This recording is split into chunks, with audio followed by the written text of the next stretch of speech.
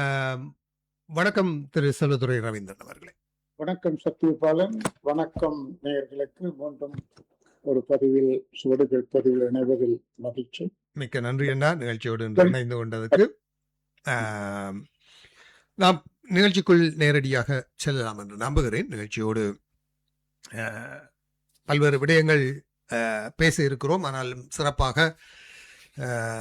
நான் நேயர்களிடம் மூன்று விஷயங்கள் குறிப்பிட்டிருந்தேன். ஒன்று, குறிப்பாக நீதிபதிகளின் இந்த வயதெல்லை தொடர்பான விவகாரம். இரண்டாவது, இந்த 6 கட்சிகள் கூட்டணியின் அடுத்த கட்டம் என்பது தொடர்பான ஒரு பார்வை. மூன்றாவதாக, ஆஸ்திரேலியாவின் இந்த சென்சஸ் எடுக்கிற விவகாரத்திலே தமிழர்கள் தொடர்பாக வழமை போல பல கருத்துக்களும் முன்மொழிவுகளும் என்று இப்போது ஏஐ ஊடாக கூட பேசி கொண்டிருக்கிறார்கள். ஆகவே அவற்றை பற்றியும் நாங்கள் இன்று சில விஷயங்களை பேசலாம் என எதிர்பார்க்கிறேன். நிகழ்ச்சியிலே உங்களுடைய பார்வையிலே நாங்கள் இன்று முதலாவதாக அல்லது நீங்கள் வேறு விடயங்கள் ஏதாவது கருத்தில் இருந்தால் அவற்றை எடுத்துக்கொண்டு பேசலாம் என எதிர்பார்க்கிறேன். நாம் முதலில் சென்சஸை பற்றி பேசுவோம். என்னால் அது ஒரு சில நிமிடங்களை எடுக்க வேண்டிய ஒரு தகவல். நீங்களது பெரிதாக, அதாவது வருகின்ற தொடர்புகள் எல்லாரிடமிருந்தும் பல அமைப்புகளிடமிருந்தும் வருகின்ற தகவலுக்கு தமிழ் மக்கள் தங்களுடைய சென்சஸை, அதாவது குடிசன மதிப்பு இதை நிரப்புகின்ற பொழுது இனம், மொழி, நாடு என்றவர்கள் வரும் பொழுது தமிழ் என்று போட வேண்டும் என்று கேட்டிருக்கிறார்கள். முன்னைய சென்சஸில் சில சமயங்களில் நாங்கள் இலங்கை தமிழர் என்று குறிப்பிட வேண்டும் என்ற சில நிர்பந்தங்கள் அல்லது கேள்விகள் வருகின்றன. ஆனால் இந்த முறை நாங்கள் பொதுவாக தமிழர் என்று குறிக்க வேண்டும் என்று சொன்னால் இந்தியன் தமிழ் அல்லது ஸ்ரீலங்கன் தமிழ் என்று சொல்லலாம் என்று சொல்லியிருக்கிறார்கள். அதாவது இனவாரியாக அப்படி தமிழர்கள் என்று சொன்னால் பொதுவாக தமிழர்களுடைய சனத்தொகை ஒரு விகிதாசாரத்தில் கூடியிருக்கும். அது நன்று. ஏனென்று சொன்னால் மத்திய அரசோ அல்லது மாநில அரசுகளோ நிதி ஒதுக்கீடுகள் செய்கின்ற பொழுது மல்டிகல்ச்சரல் பன்முகத்தன்மை கொண்ட ஒரு நாட்டில் மக்களுடைய தொகையை ஒட்டித்தான் அவர்கள் அந்த மதிப்பீடுகளை செய்வார்கள். ஆகவே தமிழர் என்ற ஒரு குறிப்பில் அவ்வளவு பேர் இருந்தால் ஓரளவுக்கு அந்த மதிப்பீடுகள் அந்த அடிப்படையில் செய்யப்படும். சில சமயம் சில பாடசாலைகளில் கற்பிக்கப்படுவதும் சில உயர்தர பாடசாலைகளில் தமிழ் அல்லது மற்ற மொழிகள் வைப்பதற்கும் அவை உதவியாக இருக்கு. திட்டமிடலில் நாங்கள் தமிழர்கள் என்று குறிக்கின்ற பொழுது அது நன்மை தரும். ஆகவே நாங்கள் குறிப்பிடுவது பாதகம் இல்லை என்பதுதான் என்னுடைய அபிப்பிராயம். ஆனால் 2009 முன்னர் அல்லது அதற்கு முந்தின குடிமன மதிப்பீடுகள் வரும் பொழுது சில சமயம் எனக்கு ஞாபகம் இருக்கும். பல பேர் நாங்கள் ஈழத்தமிழர்கள் என்றும் நாங்கள் ஈழத்திலிருந்து வருகிறோம் என்றும் சொல்ல வேண்டும் என்று.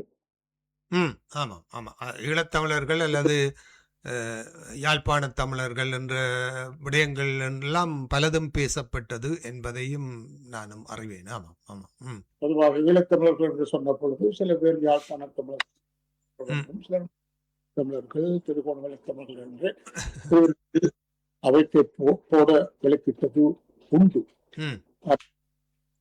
தொடர்ச்சியாக நாங்கள் ஈழத்தமிழர்கள் என்று சொல்லி கொண்டு வந்தால் ஒரு நாட்டின் அடையாளங்கள் இருக்கும். ஆனால் இப்பொழுது அப்படி கேட்டவர்களே இப்பொழுது ஸ்ரீலங்கன் தமிழ் என்று போடுங்கள் அல்லது பொதுவாக தமிழ் என்று போடுங்கள் என்று கேட்கிறார்கள்.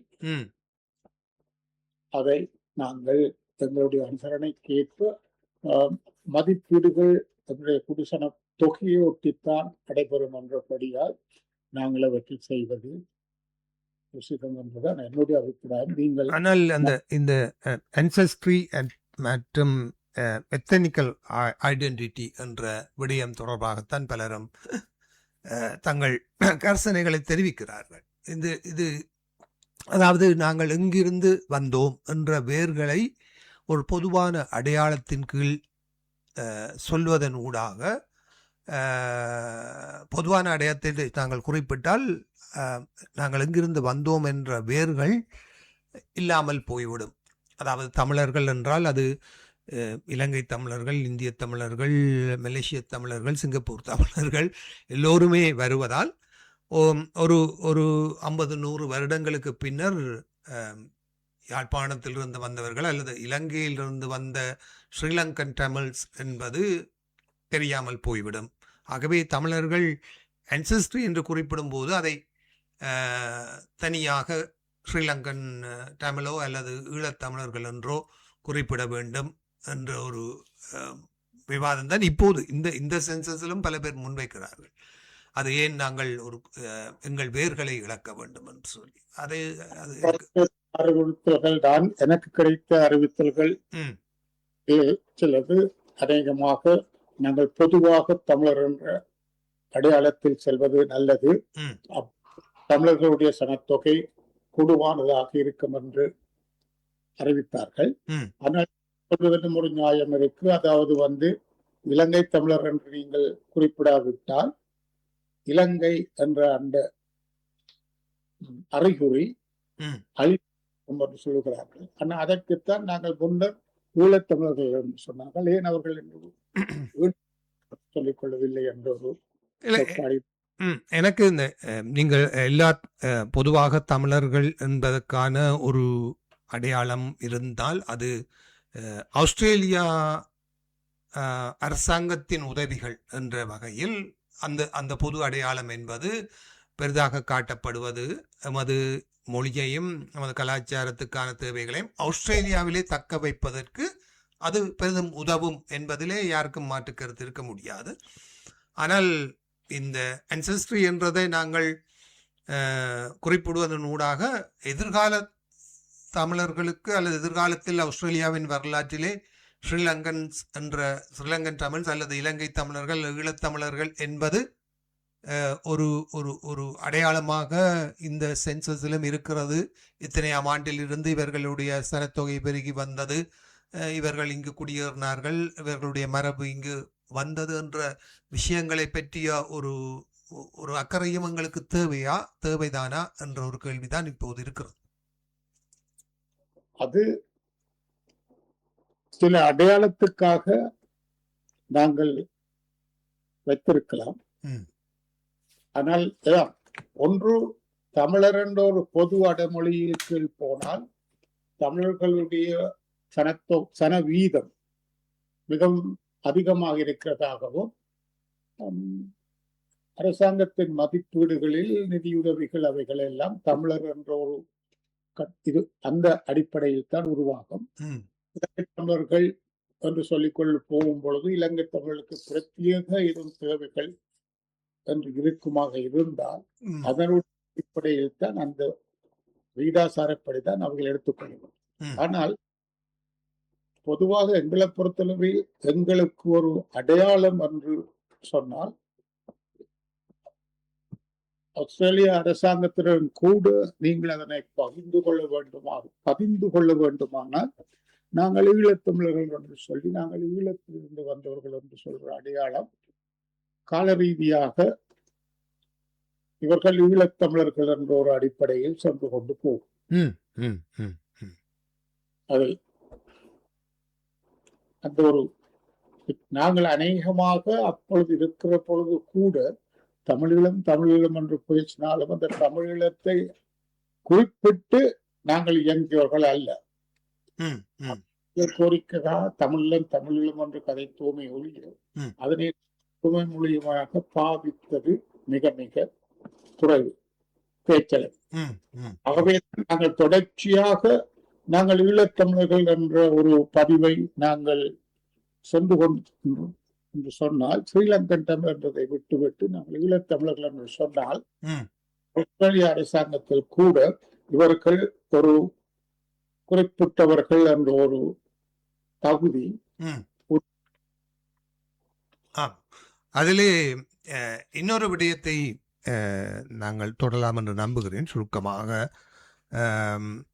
குறிப்பாக இந்தியாவில் இருந்து வருகின்ற பல்வேறு சமூகத்தினர் தொடர்பான பதிவுகளிலே அவர்கள் வீட்டிலே பேசும் மொழி என்று குறிப்பிட்டுவிட்டு தங்கள் இனம் தொடர்பான அவர்கள் சீக்கியர்கள் அல்லது குஜராத்திகள் அல்லது காஷ்மீரிகள் அல்லது இந்தியன் தமிழ்ஸ் என்று குறிப்பிடுகிறார்கள் என்பதையும் பல பேர் சுட்டிக்காட்டுகிறார். அவர்கள் இந்தியன்ஸ் என்று குறிப்பிடுவதில்லை, தங்கள் மொழி சார்ந்த சமூக அடையாளத்தை குறிப்பிடுகிறார்கள் என்ற அவர்களுக்கு தனித்தனி கேட்டகரிஸ் இருப்பது போல் தெரிகிறது. எனக்கும் இது தொடர்பான ஆழமான நான் ஆர்வம் காட்டுவதில்லை. இது என்னை பொறுத்த வரைக்கும் ஒரு ஆஸ்திரேலிய அரசாங்கத்தின் சர்வஜன என்ன ஒரு மக்கள் தொகை கணக்கெடுப்பாகத்தான் நான் பார்ப்பது உண்டு. ஆனால் வீட்டில் பேசும் மொழி என்ற போது தமிழை குறிப்பிட்டு ancestry தமிழ் என்பதைத்தான் நான் பொதுவாக போடுவதுண்டு. எனது மனைவியார் சொல்வார், இல்லை ஸ்ரீலங்கன் தமிழ்ஸ் என்று போடுங்கள் என்று சொல்வார். ஆகவே இது எப்படியான அதாவது இந்தியன் சமூகத்திலே பல்வேறு சமூகங்கள் தங்களை தனித்துவமாக அடையாளம் காட்டுவதும், தமிழர்களாகிய நாங்கள் இலங்கை தமிழர்கள், இந்திய தமிழர்கள், சிங்கப்பூர் தமிழர்கள், மலேசிய தமிழர்கள், மொரிஷியஸ் தமிழர்கள் எல்லோருமே தமிழென்று அடையாளம் காட்டுவது என்பது முக்கியமா என்ற ஒரு கேள்வியைத்தான் மற்றவர்களுக்கு. அதாவது எங்களுடைய அரசாங்கம் கூட தேவைகளை ஒட்டித்தான் அந்த கணக்குகளை பார்ப்பார்கள். ஓரளவுக்கு நீங்கள் பார்த்தீர்களா இருந்தால் தென்னாப்பிரிக்காவில் இருந்தும் தமிழர்கள் வருகிறார்கள், மொரிஷியஸிலிருந்தும் வருகிறார்கள், பிஜியிலிருந்தும் வருகிறார்கள், தமிழ்நாட்டிலிருந்தும் வருகிறார்கள். நீங்கள் குறிப்பிட்டது போல் இந்தியாவிலிருந்து பல மொழி பேசுபவர்கள் வருகிறார்கள், தெலுங்கர்கள், குஜராத்திஸ் வருகிறார்கள். ஓரளவுக்கு நீங்கள் எஸ்பிஎஸ்ஐ பார்த்தீர்களா, அநேகமாக எல்லா மொழிகளுக்கும் அங்கு இடம் தரப்படுகிறது. இந்தியாவுக்கென்று இந்தி மாத்திரம்தான் கொடுப்போம் என்ற பேச்சங்க வருவதில்லை. அவர்கள் எல்லா மொழிகளுக்குமே கொடுக்கிறார்கள். ஆனால் அந்த மொழிகளில் கணக்கெடுத்து கொண்டு வரும் பொழுது அந்த மொழி பேசுபவர்கள் எவ்வளவு பேர் இருக்கிறார்கள், அவர்களுக்காக இந்த நிதி ஒதுக்கீடு செய்ய வேண்டுமா என்ற கேள்விக்குறிகள் வருகின்றன. ஆனால் சமீபத்தில் பார்த்தீர்களாக இருந்தால் ஆஸ்திரேலிய அரசாங்கத்துக்கே தலையீடியாக இருந்தது இலங்கையிலிருந்து வந்த தமிழர்களிடையே அகதி பிரச்சனை. நீங்கள் பார்த்தீர்களாக என்றால் குடிவரவு அலுவலகத்தில் வருகின்ற அநேகமான ஆவணங்களில் அங்கு தமிழ் இருக்கும். தமிழ் அங்கு வருவதற்கு காரணகர்த்தாவாக இருந்தவர்கள் தமிழ், இலங்கை தமிழ், இந்திய தமிழ் மக்கள் என்றோ தென்னாப்பிரிக்க தமிழ் மக்கள் என்று சொல்லியோ என்ற அடையாளத்தில் அவர் அதை போடவில்லை. இலங்கையிலிருந்து வந்த தமிழ் மக்கள் என்ற அளவு வரவேற்பு சொல்லியோ அல்லது போட்டியோ கூட தமிழில் இருக்கும். வரவேற்பு உங்களுக்கு என்ன தெரிய வேண்டும் என்று சொன்ன அர்த்தங்கள் எல்லாம் தமிழிலும் இருக்கும். தேவையை ஒட்டித்தான் இவைகள் நடைபெறுகின்றன. ஆனால் நாங்கள் தேசியம் என்று கதைக்கின்றோம், தமிழ் தேசியம் என்று கதைத்துக் கொண்டே வந்தோம். இன்றைக்கும் தமிழ் தேசியத்தில் நாங்கள் ஒன்றாக நிற்க வேண்டும், ஒரு திரட்சி இருக்க வேண்டும் என்று சொல்லுகிறோம். அப்ப திரட்சி இருக்க வேண்டும் என்று நாங்கள் கருதினால் இஸ்ரேலியர்களைப் போல என்றென்றும் நாங்கள் ஈழத்தமிழர்களாக இருக்க வேண்டும். அதற்கு இப்போது நாங்கள் ஸ்ரீலங்கன் தமிழ் என்று அழைப்பதோ அல்லது நாங்கள் எல்லோரும் தமிழர்கள் என்று அமைப்பதோ அந்த வடிவில் தேசிய திரட்சி என்பதற்கு ஒத்து வராது. சரி, இந்த வேளையில மூடு நிகழ்ச்சியிலே ஒரு நேயர் பவானி அவர்கள் இணைந்திருக்கிறார். அவருடைய கேள்விகளுக்கோ அல்லது விளக்கங்களுக்கோ செல்லலாம் என்று நம்புகிறேன். வணக்கம். வணக்கம், நான் பவானி பேசுறேன். ஆனா இலங்கை தமிழர் தான் அதை பதிய சொல்லி ரஜீவன் அவர் போட்டிருக்கிறார் பேஸ்புக்ல, பாத்துனீங்களோ சத்யவாளன்? பல பேரும் எனக்கு பல விஷயங்களை அனுப்பி கொண்டிருக்கிறார்கள். இலங்கை தமிழர்கள் போட சொல்லி ஸ்ரீலங்கா சிலோன் தமிழர் ரெண்டு போடாம இலங்கை தமிழர் ரெண்டு, அதே அப்படி என்ன தெரியா தமிழ்ல வடிவா போட்டிருக்கிறேன். ம். அதுதான் கொண்டு வர வேண்டியதான். இருந்தால் போடுவதா அல்லது போடுவதா? நான் சொன்னது திரைச்சியை நாங்கள் நோக்கி போக வேண்டுமா இருந்தால் நாங்கள் ஈழத்தமிழர்கள் என்று போடுவதா மிக உசிதம். ஈழத்தமிழர் ஈழத்தமிழர் ரெண்டு ஜீவன் இலங்கை தமிழர் என்று சொல்லிடுற அது பரவாயில்லைன்னுதான் நிக்கிறேன். ஈழமண்டு நாங்கள் எப்படி போடுறது? எங்கட ஈழமண்டு எங்களுக்கு கொண்டு இல்லாமல் அப்படி போடலாமோ? ஈழத்தமிழர்களுக்கு நாங்கள் தேசிய திருச்சி ஒன்று வேண்டுமாக இருந்தால் நாங்கள் எல்லோரும் தொடர்ந்து ஈழத்தமிழர்களாகத்தானே. ஏன்னா நாங்க இங்க வரைக்க வந்து இலங்கை தமிழர்கள் தான் எல்லாம் கொடுத்திருக்கிறோம் எல்லாரும். அப்ப அப்படி நாங்க இலங்கை தமிழர் நாங்களே வெளிநாடுகள் வழியா வந்து பொய் சொல்லக்கூடாது. நாங்க இலங்கை தமிழர் எல்லாத்தையும் பதிவுகளை கொடுத்துட்டு பிறகு நாங்கள் ஈழத்தமிழர் போடக்கூடாது. அதுபடியா நாங்க இலங்கை தமிழர் உள்ளதா உள்ளபடி கொடுக்கறதா நல்லதண்டு எந்த கருத்து. நன்றி. ஒரு பிரச்சனையான சுயநலவாதம் பவானி. நான் ரெண்டு உதாரணங்களை உங்களுக்கு சொல்லுவேன். அதாவது நாங்கள் 1976 ஆண்டின் பின்னர் நாங்கள் தனிநாடு கேட்டு நாங்கள் தனியாக பிரிந்து போகிறோம் என்று வட்டுக்கோட்டை தீர்மானத்தை நாங்கள் நிறைவேற்றியதன் பின் பிறந்த வடபகுதியிலோ அல்லது கிழக்கு பகுதியிலோ வளர்ந்த பிள்ளைகள் எந்த நாட்டை சேர்ந்தவர்? நாங்கள் வரித்து கொண்டு 76 ஆண்டு தேர்தலில் நாங்கள் 75-80% சர்வஜன வாக்குரிமையாக நாங்கள் தமிழீழம் என்ற நாட்டை நிறுவினதன் பின்னர் பிறந்த பிள்ளைகள் எல்லாம் எந்த நாட்டு பிரஜை? எல்லோருமே இலங்கை ஸ்ரீலங்கா நாட்டு பிரஜை இல்ல, அவர்கள் எல்லோரும் தமிழீழத்தை சேர்ந்த பிள்ளைகள். நீங்கள் தான் தனிநாடு நிறுவியாச்சு. ஆனால் அது தேர்தலிலே அப்படி ஒரு நாட்டை நிறுவுவதற்கு ஆணை வழங்கினோமே தவிர அவ்வாறான ஒரு நாடு நிறுவப்படவில்லை. ஆணை வழங்கினால் அந்த ஆணையை அனுசரித்து போவதற்குரிய அடிப்படை தகுதியங்களும் எங்களுக்கு இருக்க வேண்டும். அதாவது நாங்கள் எங்களுடைய பிறப்பு சாட்சி பத்திரங்களை எங்களுடைய அரசாங்கமோ அல்லது அப்போது இருந்த அரசியல் தலைவர்களோ பிரசுரித்து அவற்றில் நாங்கள் இங்கு பிறந்த பிள்ளைகள் எங்களுடைய மூதாதைகள் ஈழத்தமிழர்கள் அல்லது தமிழத்து பிள்ளைகள் என்ற ஒரு ஏற்பாட்டை எடுத்திருக்க வேண்டும். ஏனென்று சொன்ன அந்த நாட்டொடக்கம் தமிழ் பகுதிகள் தாமாகவே இயங்கி வெளிப்படையாகவே விலக்கி வைக்கப்பட்ட நாட்கள். அந்த ஒரு நிலைக்கு நாங்கள் ஒரு காலம் போகவில்லை. அதாவது இங்கு பாம்புக்கு மீனையும் இதுக்கு காலையும் காட்டின மாதிரி எங்களோட வசதிப்படிக்கு நாங்கள் இந்த 76 ஆண்டில் தனியுள்ள தீர்மானத்தை நிறுவினோம். ஆனால் அந்த தீர்மானத்தை நோக்கி போகின்ற அந்த காரியங்களை நாங்கள் செய்வதற்கு தயாராக இருக்கவில்லை. சர்வதேச கூட அவற்றை பதிவதற்கு நாங்கள் தயாராக இருக்கவில்லை. அதை இன்னொரு விஷயம், இதை என்னுடைய அனுபவத்தை சொல்கிறேன் என்று சொன்னால், சில சமயங்களில் அகதிகளாக தமிழ் மக்கள் இங்கு வந்த பொழுது அவர்கள் ஏர்போர்ட்டில் தடுக்கப்பட்டு முகாமுக்கு அனுப்பப்பட்ட பொழுது அநேகமாக இவர்கள் தங்களுடைய பாஸ்போர்ட் ஆவணத்தை அழித்து விடுவார்கள். இல்லை, ஏஜென்ட் ஒரு பாஸ்போர்ட்டில் கொண்டு தந்தார் என்று சொல்லுவார்கள். அவர்கள் கையில் அந்த ஆவணம் இல்லை.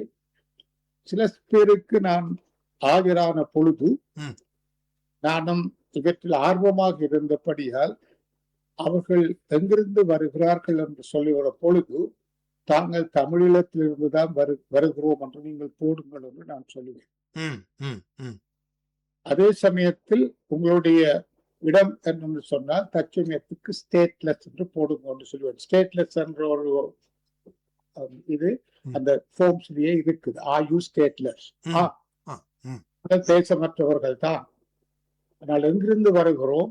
நாங்கள் தமிழீழத்தில் பிறந்தவர்கள், தமிழ் 76க்கு பிறகு வந்தவர்களாக இருந்தால் அங்கிருந்து வருகிறோம் ம், நாடற்றவர்கள். ம். ஆகவே நான் அகதிகளாக கருதப்பட வேண்டும் என்ற கோரிக்கையில் நான் அவர்களை அப்படி போடச் சொல்லுவேன். ஆனால் சட்ட ரீதியாக அது பலருக்கு சாதகமாக அமைந்தது. சட்ட ரீதியாக ஒரு பலன் இருக்கும் ஏனென்று சொன்னால் ம், ஒரு ஸ்டேட்டஸ் என்ற அடிப்படையில் அவர்கள் கருதப்பட வேண்டும். ம், அடுத்தது தற்சமயம் அவருடைய அவதிஸ்தானங்கள் நிராகரிக்கப்பட்டால் ம். எங்களுக்கு நீதிமன்றத்தின் மூலமாக ஒரு ஆகிய பண்றதுக்கு ஒரு தத்துவம் இருந்தது என்று சொன்னால் இவர்கள் திருப்பி அனுப்பப்பட வேண்டுமாக எங்களை கொழும்புக்கு அனுப்பக்கூடாது, நாங்கள் எங்கிருந்து வந்தோமோ அந்த இடத்துக்குத்தான் நீங்கள் எங்களை நேரடியாக அனுப்ப வேண்டும். ஏனென்றால் கொழும்பில் எங்களுக்கு துன்புறுத்தல்கள் இருக்கும் என்ற சட்டவாதங்களால் நாங்கள் சில சமயம் சில சர்வதேச இதுகளை உருவாக்கலாம் என்ற ரீதியில் போட சொல்லுவோம். ஆனால் நான் பவானியின் சுயநலத்தை பற்றி நான் குறிப்பிட்ட சொல்லிட்டேன்னா ஒருவரும் அப்படி போட மாட்டார்கள். அப்படியான ஒரு வழக்கை எடுத்து செல்வதற்குரிய சந்தர்ப்பம் எனக்கு கிடைக்குது. ஏனென்று அவர்கள் அப்படி போட மாட்டார்கள். ஏன் என்று கேட்டால், அண்ணன் என்னை அனுப்பின ஏஜென்ட் சொன்னவர், தம்பி நீ போய் சேருவாய், உன்னை உள்ளுக்கு விடாமல் உனக்கு அங்கே அகதிஸ்தானம் கிடைக்காட்டி போனா நீ திரும்பி வந்தா நான் உன்னை இன்னொரு நாட்டுக்கு இன்னொரு பாஸ்போர்ட்ல அனுப்புவேன். ஆகவே நாங்கள் ஸ்ரீலங்கால இருந்துதான் வாரம் என்று போடும்போது சொல்லுவார்கள். அதை நான் என்னுடைய அகதி அந்தஸ்து கிடைத்து பாஸ்போர்ட்டும் கிடைத்தால் ஸ்ரீலங்காவுக்கு போவதற்குரிய அனுமதியோடு பாஸ்போர்ட் தருவார்கள் என்ற ஒரு நோக்கமும் இருக்கலாம். இதுதான் இதெல்லாம் நாங்கள் ஒரு அரசியல் காரணங்களுக்காக இவர்களை எல்லாத்தையும் நாங்கள் பேசினோமே ஒழிய அந்த அரசியல் முன்னெடுப்பிலிருந்து கட்ட ரீதியான காரியங்களை நாங்கள் நடத்தவில்லை. ஒரு திரட்சியாக உங்களுடைய அபிப்பிராயப்படி ஒரு தேசத்தை கட்டியெழுப்பதற்கு ஒரு சர்வதேச அங்கீகாரத்தை பெறக்கூடிய தனிநபர் முயற்சிகளை கூட நாங்கள் மனமாற உளமாற செய்தவர்கள் இல்லை என்பதுதான் அங்கு இருக்கக்கூடிய. இரண்டாவது இன்னொரு வாரத்தை சொல்லுவேன். அதாவது என்னுடைய மகனுடைய பரதநாட்டிய அரங்கேற்றம் நடைபெற்ற பொழுது இங்கு புலிகளின் ஆதிக்கம் பலவாக இருந்தது. அவரை நான் பேசி நட்பாக பழகி கொண்டு வந்தேன். ஆனால் அதாவது இருந்தது. அதே சமயத்தில் அந்த நாட்டிய அரங்கேற்றத்தை பகிஷ்கரிக்க வேண்டும் என்று மிக பெரும்பாலான யதார்த்த ரீதியாக இயங்கிக் கொண்டிருந்த புலிகள் ஒரு பகிஷ்கரிப்பு போராட்டத்தை நடத்தி கொண்டு வந்தார்கள். ஏனென்றால் அவர்கள் என்னை அணுகி அந்த மேடையில் சில பாட்டுக்கள், விடுதலை புலிகளின் பாட்டுகள் அமையாக பாட வேண்டும் என்று கேட்டார்கள். நடன ஆசிரியை மறுத்து விட்டார், நானும் மறுத்து விட்டேன். அதனால் அவர்கள் அதை பகிஷ்கரிக்க வேண்டும் என்ற ஒரு இதை நடத்தி கொண்டு வந்தார். நான் அதை பற்றி கவலைப்படவில்லை. அதுக்கு அவருடைய சுதந்திரம் நடத்தி கொண்டு அனுப்பிய பொழுது நான் என்னுடைய மகளினுடைய அரங்கேற்றத்துக்காக வருகின்ற விருந்தினர்களிடமிருந்து எந்த விதமான நன்கொடையையும் எதிர்பார்க்கவில்லை.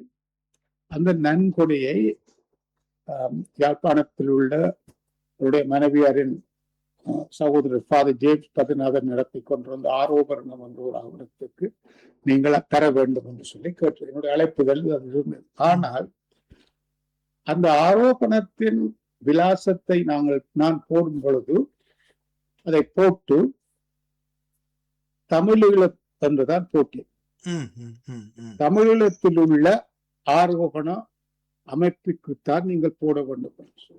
இப்ப போட்டது இங்கு கொண்டிருந்த பல புலி அமைப்புகளை சந்தோஷப்படுத்தியது. அவர்கள் வீடு தேடி வந்து கதைத்து நான் மிக சிறப்பான காரியம் என்றும் அதில் வருகின்ற பணத்தில் ஒரு சிறு தொகையை தங்களுக்கு மேடையில் தர வேண்டும் என்றும் கேட்டார்கள். நான் சொன்னேன், அப்படியான கௌரவம் நான் தருவதற்கு தயாராக இல்லை. இவ்வளவு காலமும் நீங்கள் எத்தனையோ அழைப்பிதழ்கள் அனுப்பியிருக்கிறீர்கள், அங்கு ஒரு நாளும் நீங்கள் தமிழீழம் ஒன்று போட்டதில்லை. ஆக பேசிக் கொண்டிருக்கிறீர்கள். இந்த முறை முதல் முறையாக நான் தமிழீழம் ஒன்றுதான் அனுப்பி செய்திருக்கிறேன் என்று சொல்லி சொன்னேன்.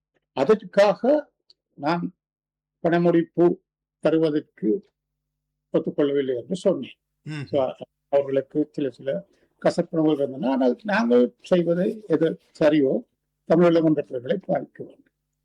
ம். மூன்றாவது தத்துவம் ஒன்று சொல்லுவேன். இது நாங்கள் தேசமாக திருச்சி பவானி காத்திருங்கள்.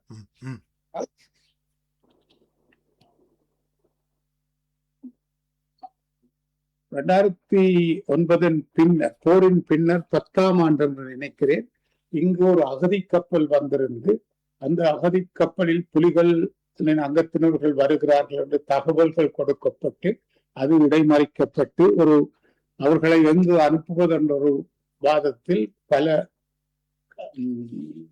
வாரங்கள் அந்த கப்பல் ஆஸ்திரேலிய நீர்மட்டத்துக்கு அங்கால் தங்க வைக்கப்பட்டிருந்தது. அந்த நேரத்தில் இவர்கள்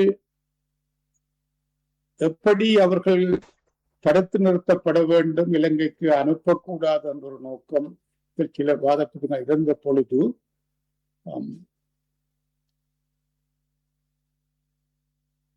தமிழீழ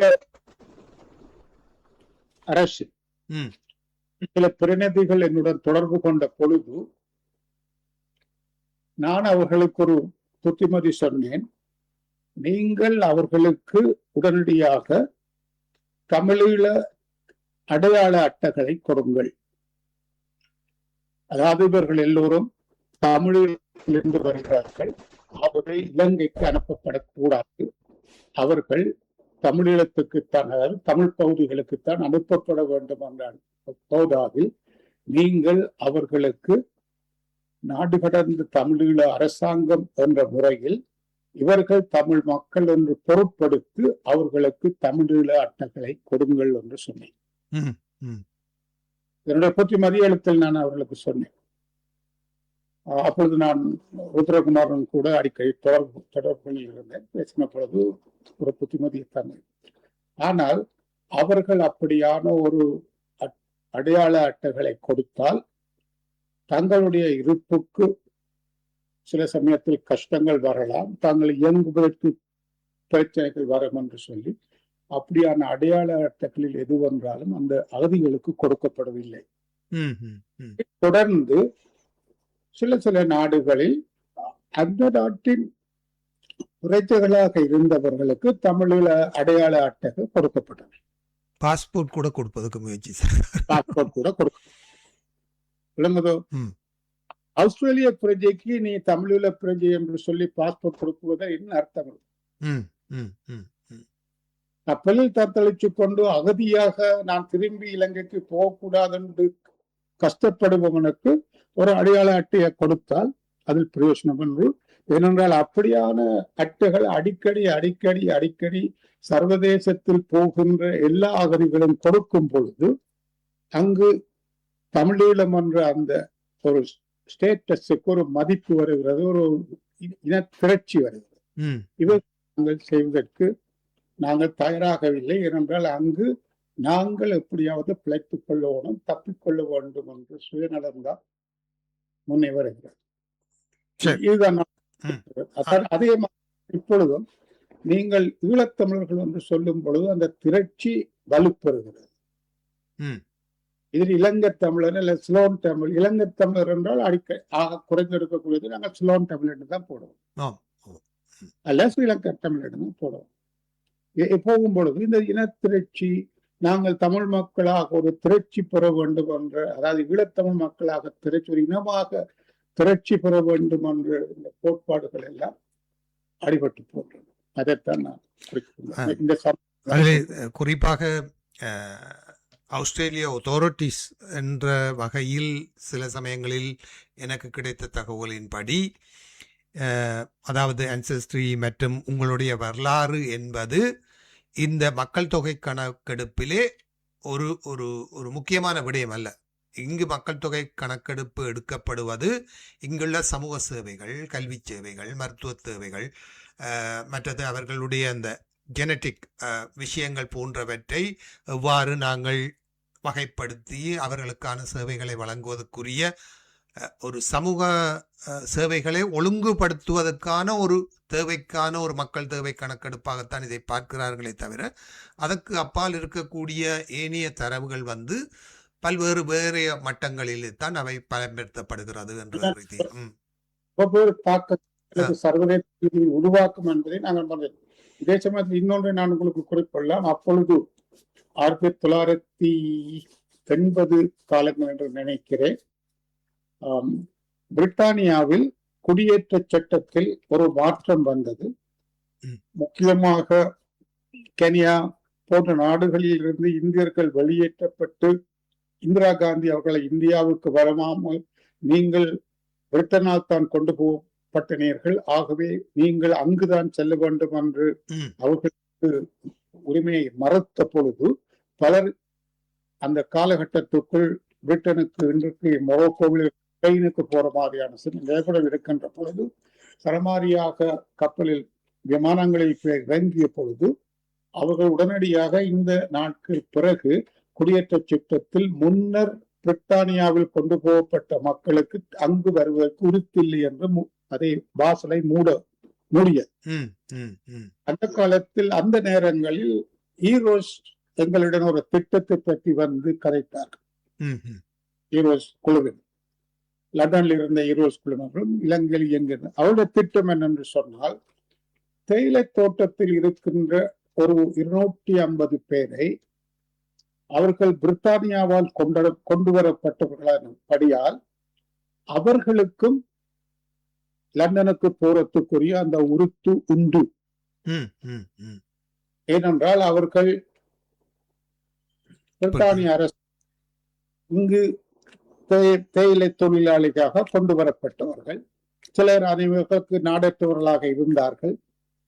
87 தான் ஒப்பந்தத்தின் மூலம் எல்லா இந்திய மக்களுக்கும் குழுமை குறிக்கப்பட்டது.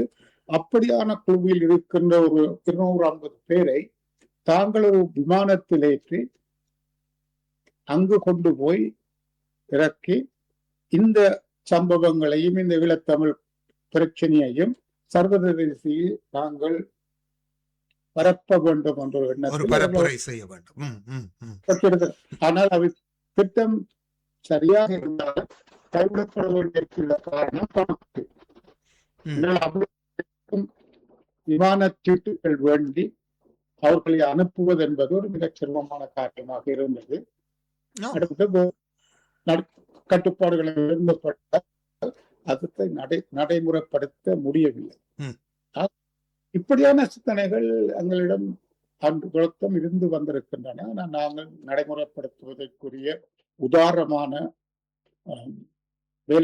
மேலெடுப்புகள் செய்வதற்குரிய வசதிகள் இருக்கவில்லை.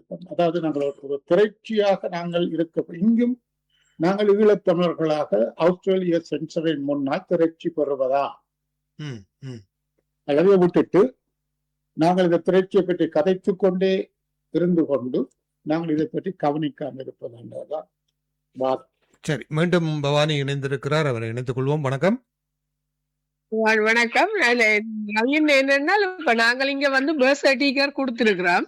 அது இலங்கை பர்த் சர்டிபிகேட். வானொலியை பின்னால் குறைக்க வேண்டும். எங்கட பர்த் சர்டிபிகேட் எல்லாம் இலங்கை பர்த் சர்டிபிகேட், மேரிட் சர்டிபிகேட் எல்லாம் இலங்கை பர்த் சர்டிபிகேட். அப்ப அதெல்லாம் நாங்கள் அப்படி கொடுத்துட்டு நாங்க அப்புறம் ஈழத்தமிழர் அப்படி நாங்க சொல்ல இயலாது. இல்லோ இனி பதிகிறத ஈழத்தமிழர் பதியலாதானே. நாங்க கொடுத்த ஆவணங்கள் எல்லாம் இலங்கை தமிழர் தானே, இலங்கைக்குரிய அத்தாட்சி பத்திரம் தானே கொடுத்திருக்கிறோம். கருத்து அடுத்த அப்படி எல்லாத்தையும் நாங்கள் கொடுத்து விட்டு நான் முக்கியமாக ஒரு அதிஷ்டானத்திலிருந்து கதைக்கிறேன். அவர்கள் எல்லோரும் நாங்கள் இங்குதான் பிறந்தவர்கள், இலங்கையில தான் பிறந்தவர்கள், நாங்கள் பிறந்ததற்கான சாட்சிகள் எல்லாம் எங்கள் ஐடென்டிட்டிக்காக இவைதான். ஆனால் இவைகளை எல்லாவற்றையும் நாங்கள் இப்பொழுது மறந்து விட்டோம். நாங்கள் இலங்கைக்கு போவதற்கு எங்களுக்கு பாதுகாப்பு தர வேண்டும் என்று சொல்லும் பொழுது ஒரு அகதி என்ற ஸ்தானம் எங்களுக்கு கிடைத்தவுடன் நாங்கள் இலங்கையுடைய அந்த புறப்புரிமையை நாங்கள் வெற்றி கொள்வோம். ஆனபடியத்தான் நாங்கள் அந்த பின்னர் ஒரு ஸ்ரீலங்கன் பாஸ்போர்ட்டை எடுத்துக்கொண்டு நாங்கள் இலங்கைக்கு போக முடியாமல் இருக்கு. அதாவது எங்களுடைய தொப்புள் கொடியை நான் வெட்டி கொண்டோம் இல்லையா.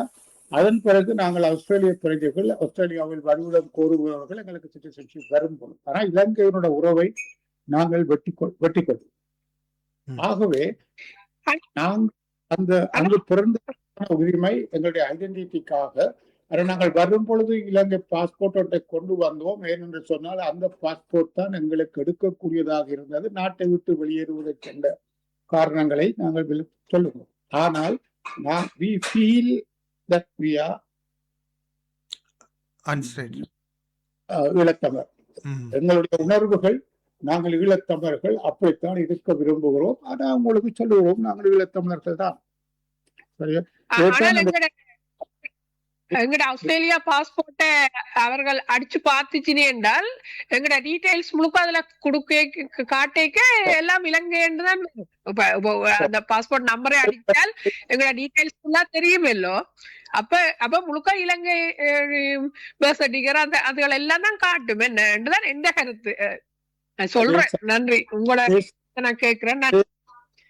அத லங்கா வேபோன் என்று கேட்டால் லங்கா எல்கே என்று போடுவார்கள். ஆனால் நாங்கள் அப்படியான ஆஸ்திரேலிய பாஸ்போர்ட்டை எடுக்கும் பொழுது எங்களுடைய முன்னேற இது என்ன என்று சொல்லி நாங்கள் ஈழத் தமிழ் சென்று சொன்னால் ஒரு 500 அப்ளிகேஷன்ஸ் அப்படியாக போய்கொண்டிருந்தால் இவர்களை எந்த கேட்டகரியில் நாங்கள் எடுப்பது என்று சொல்லி அரசாங்கத்தால் ஒரு முடிவுக்கு வந்திருக்க வேணும் இல்லையா? நாங்கள் ஈழத்தமிழர்கள் என்று கருதுவதா அல்லது புறா நாங்கள் ஸ்ரீலங்கன் தமிழ் என்று கருதுவதா என்று ஆஸ்திரேலியாவை ஒரு பாலிசி எடுக்க வேண்டிய ஒரு நிர்பந்தத்துக்கு நாங்கள் அவர்களை உள்ளாக்குவோம். ஆனால் நாங்கள் எங்களுடைய வசதிக்காக எங்களுக்கு ஆஸ்திரேலியா பாஸ்போர்ட் வந்து விட்டா சரி, இந்த பிரச்சனைக்கு எங்களுக்கு என்று சொல்லி நாங்கள் ஸ்ரீலங்கன் தமிழ்தான் என்று போனால் அதே நிலைப்பாடு அப்படியே போய் கொண்டிருக்கும். அதான் திரட்சி பெறுவதற்குரிய வழிவகை என்பது உண்டு. திரட்சி பற்றி பேசுவோம், ஆனால் திரட்சி எங்களுக்கு அவ்வளவு கஷ்டம் என்றால் விடுவோம் என்ற ஒரு எண்ணம் இருக்காது. அதற்கு தான் அந்த வித்தியாசத்தை அன்றாட அபிலாஷைகளுக்கு இந்த திரட்சி என்பது என்ற விஷயங்களை தடையாக இருக்குமாக இருந்தால் நாங்கள் திரட்சியை விட்டு அன்றாட அபிலாஷைகளுக்கு போய்விடுவோம், கலந்து விடுவோம் என்ற போக்கில் நாங்கள் போய்கொண்டு வந்தபடியாத்தான் நாங்கள் இந்த நிலையில் இருக்கிறோம். அதுதான் இஸ்ரேலியருக்குரிய வித்தியாசம் என்று சொன்னால், இஸ்ரேலியர் வந்து எந்த ஒரு விழாவில் அவர்கள் எந்த நாட்டில் கலந்து கொண்டாலும் அடுத்த முறை நாங்கள் சந்திக்கும் பொழுது இஸ்ரேலில் சந்திப்போம் என்றுதான் அவர்கள் விடைபெறுவார். அந்த மூச்சு நாங்கள் இஸ்ரேலியர் எங்கிருந்தாலும் நாங்கள் சந்திக்க போவது இஸ்ரேல் என்ற ஒரு எண்ணங்கள் அவர்களுக்கு இருந்தபடியாத்தான் அவர்கள் இஸ்ரேலை உருவாக்கக்கூடியதாக இருந்தது. நாங்கள் தமிழீழத்தை பற்றி பேசுகிறோம், ஆனால் தமிழத்தில் கூடுவோம் என்று கை கூப்ப நாங்கள் எங்களுடைய தனிப்பட்ட வாழ்வை அது பாதித்து விடுமோ என்று சொல்லி நாங்கள் விலத்தி கொண்டு போறோம். அதில் ஆனபடியாத்தான் நாங்கள் திரட்சி பெறுவதில்லை, திரட்சியை பற்றி எழுதி கொண்டே இருக்கிறோம். மீண்டும் இந்த நிகழ்ச்சியில் இப்போது நம்மோடு ஸ்பென்சர் இணைகிறார். ஸ்பென்சரை ஏற்றுக்கொள்வோம். வணக்கம் ஸ்பென்சர். வணக்கம். பவானி சொல்றது நான் அவரோட 100% ஒத்துக்கொள்றேன். எனக்கு வெறும் வியப்பா இருக்கு எங்களோட லோயர் ரவி இப்படி பேசுறது. அவர் தந்த வியாபாரத்துக்காக பேசுறாருன்னு தான் எனக்கு எண்ணம் வருகிறது. என்றால் யதார்த்தத்துக்கு முற்றாக மாறாக சொல்றார். இப்படிப்பட்ட ஈழப்பிரியான் ஏன் 96ஆம் ஆண்டு கன்பரால் நடந்த பீஸ் ஜஸ்டிஸ் கான்பரன்ஸுக்கு வரையில என்று கேட்க விருப்பமா இருக்கு. இந்த கான்பரன்ஸ் கன்பராவில் நடந்த 96ஆம் ஆண்டு குமார் பொன்னம்பலம் இவ எல்லாரும் வந்தவை. நீங்கள் மட்டுமே அங்க தலை காட்ட இல்லை. அங்க தலை காட்டு இல்லை, எனக்கு தெரியாதான் அப்படி நடந்த எனக்கு அழைப்புகள் வரவில்லை. அந்த இன்றைக்குதான் உங்களோட ஒரு வியப்பான ஒரு தென்பட்டது. நான் உண்மையாக சொல்றேன். குமார் பொன்னம்பலம் வந்து என்னுடைய இனிய நண்பர்கள். நான் சட்ட ரீதியில ஒன்றாக இருந்தாங்கள். அவர் இனிய நண்பர். ஆனால் எனக்கு அழைப்புகள் வரவில்லை, அவ்வளவுதான். அழைப்புகள் வந்திருந்தால் என்னையும் ஒருத்தரும் அழைக்கல. நானும் ஒரு 5-6 பேரோட போய் 4-5 இரவு செலவழிச்சனா இல்ல ரத்னகந்தா சொன்னவர் நாங்கள் ஒரு படம் எடுக்கணும். அந்த 5 இரவுகளோ 4 இரவுகளோ உண்டு. அப்படியெல்லாம் நடந்து அது ஒரு சைட் ஆஃப். ஆனா நீங்க யதார்த்தத்துக்கு மாறாக இப்படி கதைக்கிறது எனக்கு விளங்கையில் சரியா. எங்களோட கோணல் முற்றும் கோணல் மாறி செல்வநாயகத்தார் அன்று துவக்கின பெடரல் இதுக்கு தமிழ்ல மத்திய ஆட்சி அல்லது கூட்டாட்சி. ஆனா ஆங்கிலத்தியருக்கும் சிங்களருக்கும் அதை சொல்லிக்கொண்டு தமிழருக்கு அங்க அரசாட்சி என்று போனதுல தானே இன்றைக்கு இந்த நிலைகளை அவர்கள் அங்கே அந்த நாட்டு மக்கள் அவசரப்படுறாங்க. வெளியில வந்து நாங்கள் எல்லாம் நல்ல சுதியா இருக்கிறோம். அது தமிழ்நாட்டினுடைய கூட்டாட்சியை பற்றி நான் பேசவில்லை. 1976ஆம் ஆண்டு நாங்கள் நிறைவேற்றிய வட்டுக்கோட்டை தீர்மானம் மக்களுடைய அதுவும் கூட கனவுலகத்துல அது யார் இருக்கிறார்கள். அதிலிருந்துதான் நாங்கள் தமிழீழம் என்று சொல்லி ஆயுத போராட்டம் கூட வன்மையடைந்து நாங்கள் அதுக்கு ஒரு வேலிடிட்டியும் ஒரு இடமும் இல்லையே. அதுக்கு ஒரு வேலிடிட்டி ஒரு இடமும் இல்லையே. ரத்த வெள்ளத்துலதானே அது போய் முடிந்தது. அதை பற்றி ஏன் இன்னும் கதைக்கிறீங்க? அது முடிந்தது வேறு கதை. ஆனா நான் சொல்வது நாங்கள் அந்த நாளிலிருந்து எந்த மாதிரியான ஒரு இனத்திரட்சியை உருவாக்கி இருக்கிறோம். நீங்க சொன்னீங்க நான் இதனுடைய எனக்கு வியாபாரம் இல்லை, அகதிகள் அந்தஸ்து செய்வதில் வியாபாரம் இல்லை. அந்த நேரத்திலும் கூட வந்தவர்களுக்கு அநேகமாக உதவியாகத்தான் நான் செய்து கொண்டு வந்திருக்கிறேன். இப்பொழுது அகதிகளும் குறைவாக நான் இப்பொழுது இவற்றை வியாபாரத்துக்காக பேச வேண்டும் என்ற தேவையில்லை. நன்றி ஸ்பென்சர். நன்றி நன்றி நன்றி ஸ்பென்சர். நாம் அந்த விடயங்கள் கடந்த அடுத்த சப்ஜெக்டுக்குள் போகலாம் என்று நம்புகிறேன். மிக முக்கியம் இதை மக்களுக்கு விழிப்புணர்வாக இருக்கும். ஆமாம், அதிலே நீங்கள் பார்க்கிற பார்வையின்படி, அதாவது நாங்கள் எல்லோரும் வாய்ச்சொல்லில் வீரர் ரெடி என்ற வகையில் தான் செயற்படுகிறோமே தவிர உளமாற மனமாற எங்களை ஒரு தேசமாக திரட்சியாக்குவதிலே தனிப்பட்ட ரீதியில் எங்களுக்கு பல தடைகள், மனச்சிக்கல்கள், அன்றாட பிரச்சனைகள் என்றெல்லாம் இருப்பதால் நாங்கள் அதை இரண்டாம் பட்ச ஒரு முயற்சியாகத்தான் செய்கிறோமே தவிர இஸ்ரேலியர்கள் போல் ஒரு முழுமையான முயற்சியாக அவர்களும் கதைச்சு கொண்டிருந்தார்கள். ஆனால் அந்த இன்னொரு சொல்வார்கள் பனை அடியில் நடப்பது போல அவர்கள் விட்டு என்னுடைய பிளாவில் வார் என்ற அந்த கதைதான். அதாவது பிளாவில் கல்லு விழுந்துட்டால் எப்படியாக இருந்தாலும் அதை பற்றி பரவாயில்லை, எங்களுடைய வாழ்க்கையை நாங்கள் வாழ்ந்து கொண்டிருந்தபடியாத்தான் நாங்கள் ஒரு திரட்சி பெறாத கூட இப்படி முடிந்து வேண்டிய சூழ்நிலையில் வந்தோம். நன்றி. அடுத்ததாக நாங்கள் இந்த நீதிபதிகளுடைய வயதில்லையை அதிகரிக்கிற பிரச்சனையை பற்றி பேசலாமா, அல்லது நீங்கள் வேறு பேசலாம்? அதாவது இந்த விடயம் நீதிபதிகளிலும் நீதிமன்றங்களிலும் எண்ணிக்கை கடந்த 50 வருடங்களில் அதிகரிக்கப்படவில்லை. எனவே நீதித்துறை சட்டத்தை, ஜுடிஷரி ஆக்டை திருத்துவதனூடாக நீதிவான், நீதிமன்றம் மற்றும் மாவட்ட நீதிபதிகளின் ஓய்வு பெறும் வயதிலையும் 2 வருடங்களால் அதிகரிக்கவும் அரசாங்கம் உத்தேசித்துள்ளது. அதாவது உயர் நீதிமன்றம், மேல் நீதிமன்றம், மாவட்ட நீதிமன்றங்கள் என்று ஒரு கருத்தும் தெரிவிக்கப்படுகிறது. அதாவது குறிப்பாக அவர்கள் சொல்வது என்ன சொல்வது, வழக்குகளின் எண்ணிக்கை மிக அதிகமாக நீதிமன்றங்களிலே தேங்கி இருக்கிறது. இதை நீதிமன்றத்தில் தற்போது இருக்கக்கூடிய நீதிபதிகளின் வயதிலேயே அதிகரிப்பதன் ஊடாக இந்த வழக்குகளை அனுபவம் வாய்ந்த நீதிபதிகளின் ஊடாக விரைவாக தீர்க்க முடியும். புதிய நீதிபதிகளை நியமிப்பதை விட அனுபவம் வாய்ந்த நீதிபதிகளின் ஊடாக விரைவாக தீர்க்க முடியும் என்று இப்போது அரசாங்கம் அதற்கு ஒரு அரசியல் திருத்த சட்டம் ஒன்றை கொண்டு வரப்போவதாகவும் அதற்கு அமைச்சரவை அங்கீகரிக்கப்பட்டு விட்டதும் என்றும் இப்போது செய்திகள் வந்திருக்கிறது. ஆனால் இந்த விடயத்தை எதிர்க்கட்சிகள் கடுமையாக எதிர்க்கின்றார்கள். சட்டத்தரணிகள் சங்கமும் கடுமையாக எதிர்க்கிறது. அதிலே சட்டத்தரணிகள் சங்கத்திடம் இருக்கக்கூடிய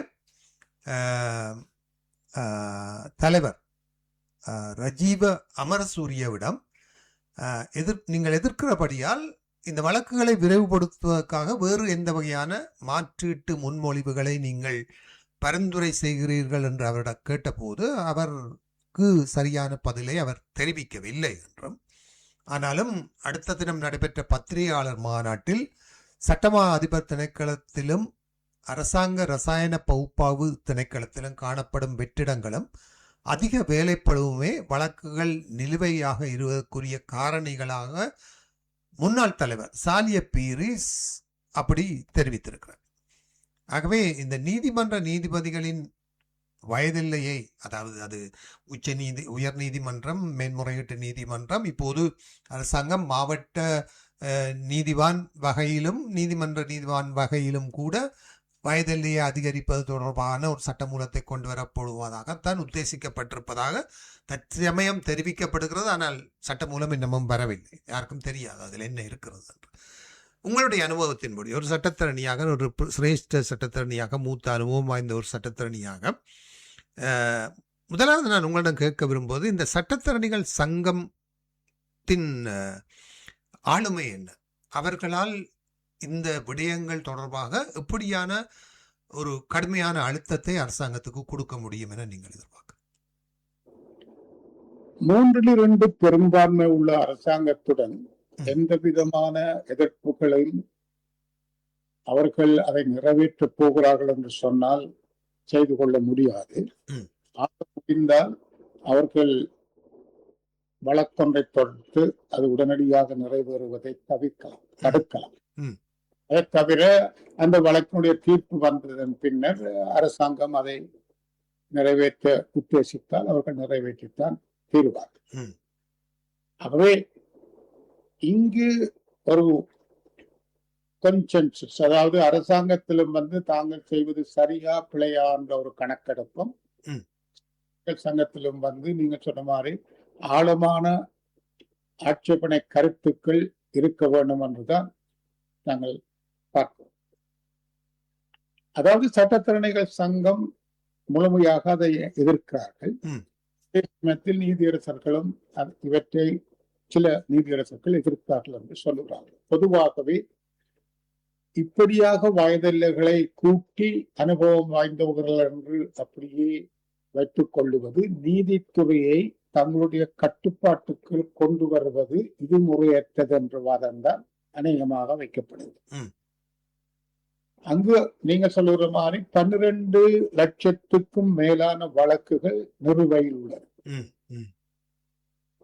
ஆகவே அந்த 12 லட்சம் வழக்குகளையும் இவ்வளவு நீதிபதிகள் மாத்திரம் வைத்துக் கொண்டு மிக காலம் அவர்களுடைய வயதிலே கூட்டுவதால் முடித்து விடுறது கஷ்டம். சில வழக்குகளில் இவர்கள் அனுபவம் வாய்ந்தவர்களாக இருப்பதால் சில சமயம் அந்த சாட்சிகளின் அடிப்படையில் இவர்கள் திறமையாக செயல்பட முடியும். அதை நாங்கள் மறுப்பதற்கில்லை. ஆனாலும் இவர்களுடைய வயதெல்லையை கூட்டி 12 லட்சம் வழக்குகளை உடனடியாக முடித்து விடலாம் என்ற வாதம் உருவாகும். ஆனால் அதே சமயம் 8 நீதிபதிகளுடைய நியமனங்கள் இப்பொழுது காலகாலமாக இன்னும் நிறைவேற்றப்படாமலே இருக்கு.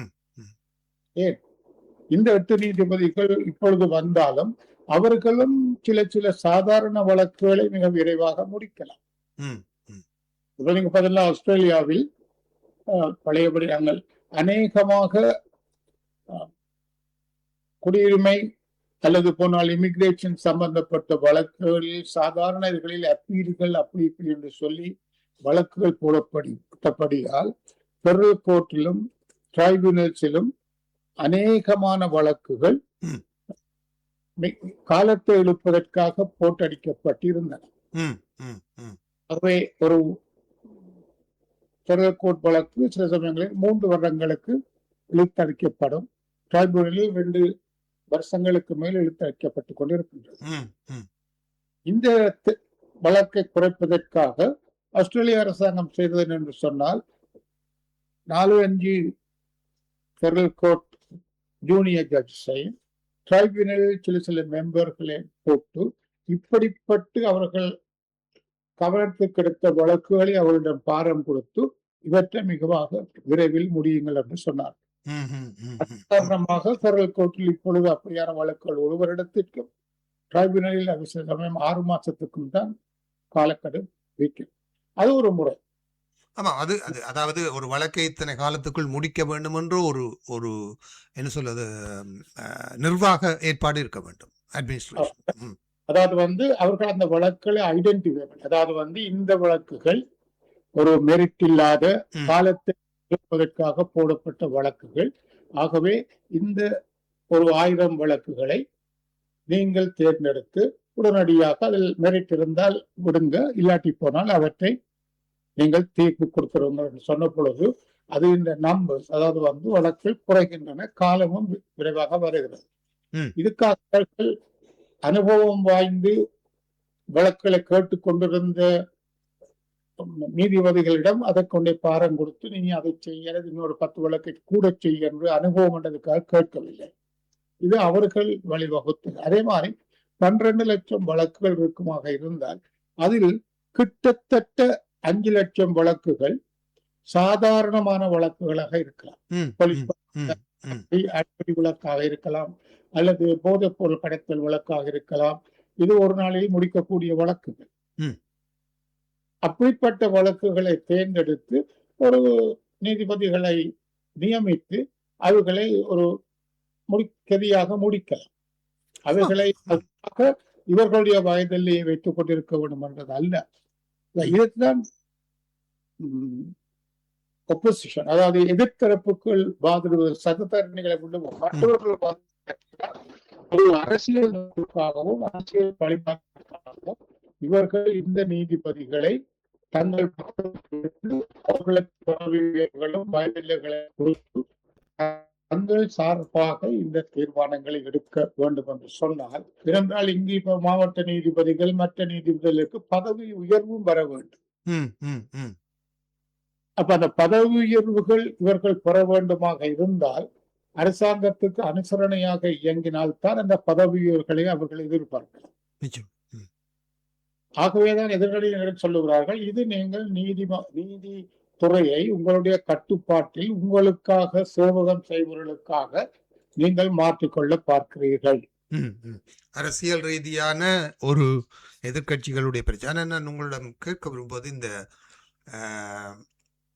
நீதித்துறையிலே இலங்கையிலே பார்த்தீர்கள் என்றால் வழக்கறிஞர்கள் தொடர்ச்சியாக சாட்சியம் வரவில்லை, அப்படியாக இந்த நீதித்துறையிலே வழக்குகளை இழுத்தடித்து கொண்டு செல்கிறார்கள். அது அவர்களுக்கு கூட ஒரு வருமானத்துக்கான ஒரு வழியாகவும் இருக்கிறது இல்லையா நீதி சட்டத்தரணிகளுக்கு.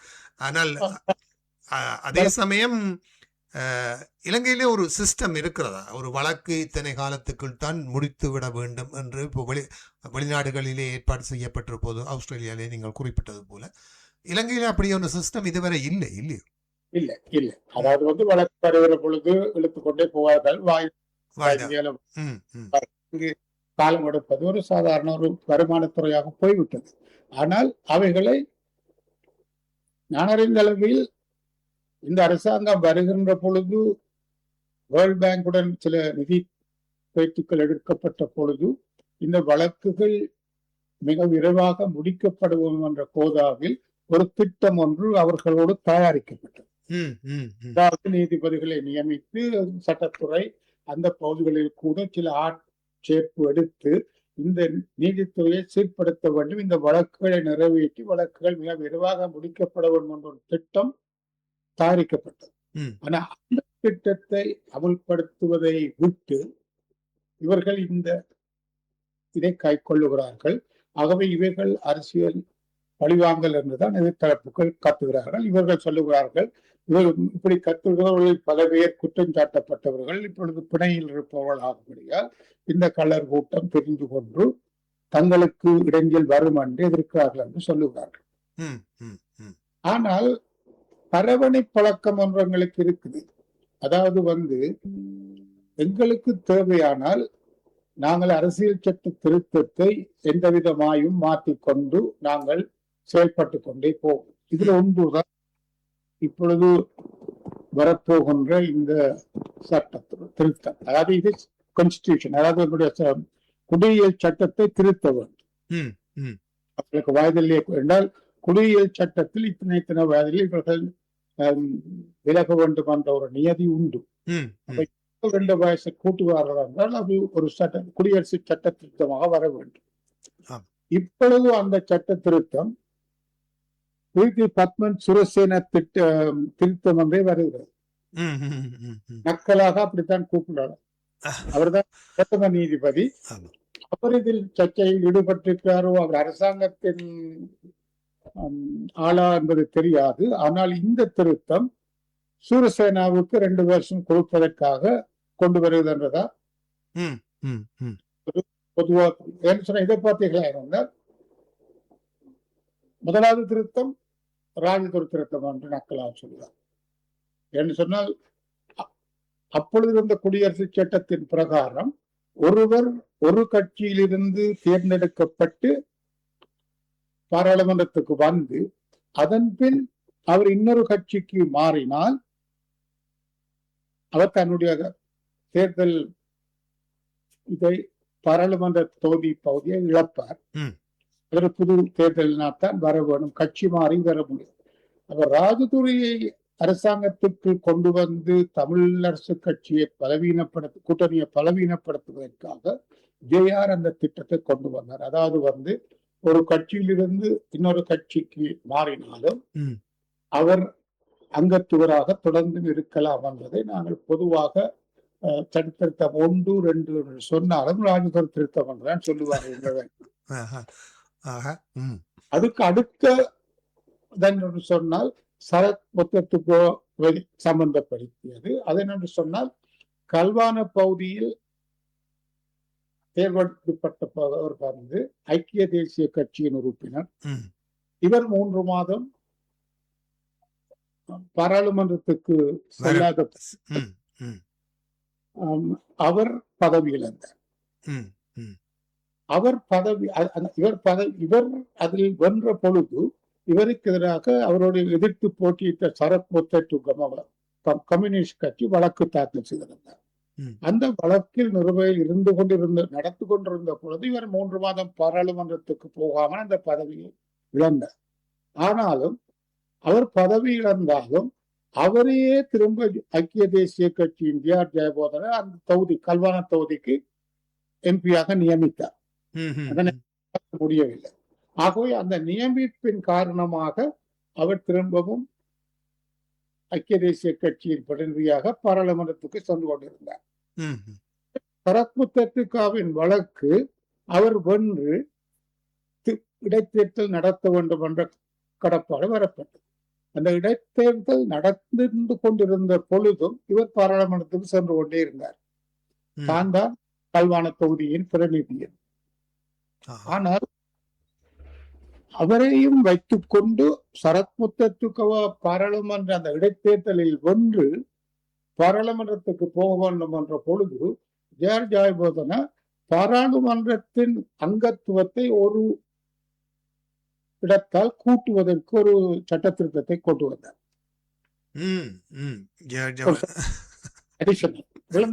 அவர் அதை எதிர்த்து நீதிமன்றத்துக்கு சென்றபடியால் நீதிமன்றம் வந்து அது அந்த சட்ட திருத்தம் செல்லாதென்று தீர்ப்பளித்ததால் அவர் இன்று சரத் மொத்தத்துக்காகத்தான் கல்வான தொகுதியின் அங்கத்தினராக வழக்கமாக அவருடைய கல்வான திருத்தம் என்றுதான் சொல்லுவார்கள். அதே மாதிரி இப்பொழுது வருகிற பிரீதி சூரசேனா திருத்தம் என்ற மாதிரி அதாவது அரசியல் தேவைகளுக்காக இவர்கள் இந்த மாதிரியான சட்ட திருத்தங்களை மேற்கொள்வது வளம். ஆனால் இந்த நல்லாட்சி காலத்திலே அல்லது பின்னர் ரணில் விக்ரமசிங்கே அவர்கள் இருந்தபோது பல சட்ட திருத்தங்கள் கொண்டு வந்த போது சபாநாயகருடைய அதிகார துஷ்பிரயோகம் இருந்தது என்று சொல்வார்கள். அதே சமயம் இந்த சட்ட திருத்தங்கள் உச்ச நீதிமன்றத்துக்கு சமர்ப்பிக்கப்பட்டு அவர்களுடைய பரிந்துரைகள் ஏற்கப்பட்டு அந்த பரிந்துரைகளுக்கேற்ப திருத்தங்களை மேற்கொண்டு அதை சட்டமாக்கினார்கள். ஆனால் அரசியலமைப்பு திருத்த சட்டங்கள் 3 தான் கொண்டு வந்ததாக எனக்கு ஞாபகம், ஜனாதிபதியின் அதிகாரங்களை குறைப்பதற்கான. ஆனால் ஏனைய சட்டங்களை அவ்வாறு தான் பல மாற்றங்களை கொண்டு வந்தார்கள். இப்போது இருக்கக்கூடிய அரசாங்கம் இந்த அரசியலமைப்பு சீர்திருத்தம் தொடர்பான ஒரு உயர் நீதிமன்ற பரிந்துரைக்கு அனுப்புவதாக இருந்தால் நீங்கள் சொன்னது போல இந்த பிரீதி பத்மன் சுரசேனவின் கவனத்துக்குத்தான் அதை கொண்டு வரப்போகிறார்கள். அதைத்தான் எதிர்கட்சி தரப்பினரும் சுட்டிக்காட்டுகிறார்கள். அது அவர்களுக்கு அனுகூலமாக இருக்கிற ஒரு சட்டத்தை அவர் எதிர்த்து தீர்ப்பளிக்க மாட்டார். அவ்வாறு செய்வது அதை விடுத்து இது ஒரு சர்வஜன வாக்கெடுப்புக்கு கொண்டு செல்ல வேண்டும் என்று.